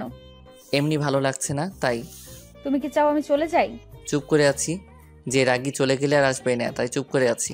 আচ্ছা যাচ্ছি। বলেই দরজার দিকে রওনা দিল। কোথাও যাওয়া লাগবে না বলেই হাত টেনে ধরলাম। কণার সাথে সাথে আমায় জড়িয়ে ধরলো। তারপর কি হয়েছে সেটা বলবা প্লিজ? জানো সন্ধ্যায় কী হয়েছিল? আমার মাথায় যে টেনশন ছিল, ভাগ্য ভালো আসার পথে গাড়ির নিচে মাথা দেয়নি। এমন পাগলামো কথা আর বলবা না। আর সত্যি জানলে তুমি রাগ করবা না, সেটা আমি জানি। তাহলে বলো সেটা। শোয়ার পর তোমার বুকে শুয়ে বলবো। ঠিক আছে, এই ভারী শাড়ি পরিবর্তন করো আগে আর পাতলা শাড়ি পরো। খালি অন্য ধান্দা। তোমার যা ইচ্ছা পরো। ওকে। তারপর আমি বাথরুমে গিয়ে টি শার্ট আর ট্রাউজার পরলাম। পরে কণা গেল। নীল কালারের জামা পাজামা পরেছে। লাইটের আলো অনেক সুন্দর লাগতেছে। মনে হয় এখনই কোনো ঘটনা ঘটাই। তারপর লাইট অফ করে দিলাম। মাথাটা আমায় জানতেই হবে। আমি শুয়ে পড়লাম আর কণা আমার বুকে মাথা রেখে শুয়ে পড়লো। এবার বলো কি হয়েছে। শোনো তাহলে, তোমাকে সেদিন আব্বু একটা মেয়ের সাথে রিকশায় দেখেছে। আব্বু এসে অনেক রাগারাগি করে। তারপর আমি ওই হসপিটালে গিয়ে খোঁজ নিয়ে দেখি ওই মেয়ে তোমার বান্ধবী হয়। তারপর আমি সবাইকে বুঝিয়ে বলি। আর তুমি অফিসে কি করো না করো সব আমি ফোনে দেখেছিলাম। আমার ফোনে আমার ভয় হচ্ছিল কোনো কারণে তোমায় হারিয়ে ফেলতে পারি, তাই আব্বুকে সব খুলে বলি। তারপর আব্বু শ্বশুর আর শাশুড়িকে আসতে বলে। তারা আসার পর আমাদের ওই বাসায় উঠি, সব গোছানোর কাজে লেগে পড়ি। আর আমার সাথে সবসময় আনহা ছিল, তাই তোমার কাছে কল দিতে পারিনি। আর আজ থেকে আমরা সবাই এই বাসায় থাকবো। এই ব্যাপার। জানো, যখন শুনলাম তুমি অন্য কাউকে ভালোবাসো তখন মনে হচ্ছিল আত্মহত্যা করি। খবরদার এসব আর মুখেও আনবে না। আমার যে কষ্টগুলো হয়েছে সেগুলোর কি হবে? সুদে আসলে পরিশোধ করে দেব। কেমনে? পরে জানতে পারবো। এখন বলো ভবিষ্যৎ প্ল্যান কি তোমার? ফুটবল টিম বানাবো। ফুটবল আমার প্রিয় খেলা। ইস, শখ কত! আমারও তো লাগবে না, একটা ছেলে আর একটা মেয়ে হলেই হবে। আমি মজা করছিলাম, আমারও সেম চাওয়া। ছেলে আগে হলেই ভালো। না, মেয়ে হবে, বড়জন মেয়ে হবে। তোমার ইচ্ছা। হুম। জানো আমার স্বপ্ন, আমার একটা মেয়ে হবে, অনেক কিউট হবে। নাম রাখবো ফারিয়া। ফারিয়া আমাদের পরিবারের সবারই আদরের হবে। পরিবারের সবাইকে মাতিয়ে রাখবে, দাদু দিদার সাথে খেলবে, এইটুকুই। আমার বউটা দেখে অনেক কিছুই ভাবে। তাড়াতাড়ি আমার মেয়ে চাই। তাহলে যুদ্ধে নামতে হবে। নেমে পড়ো।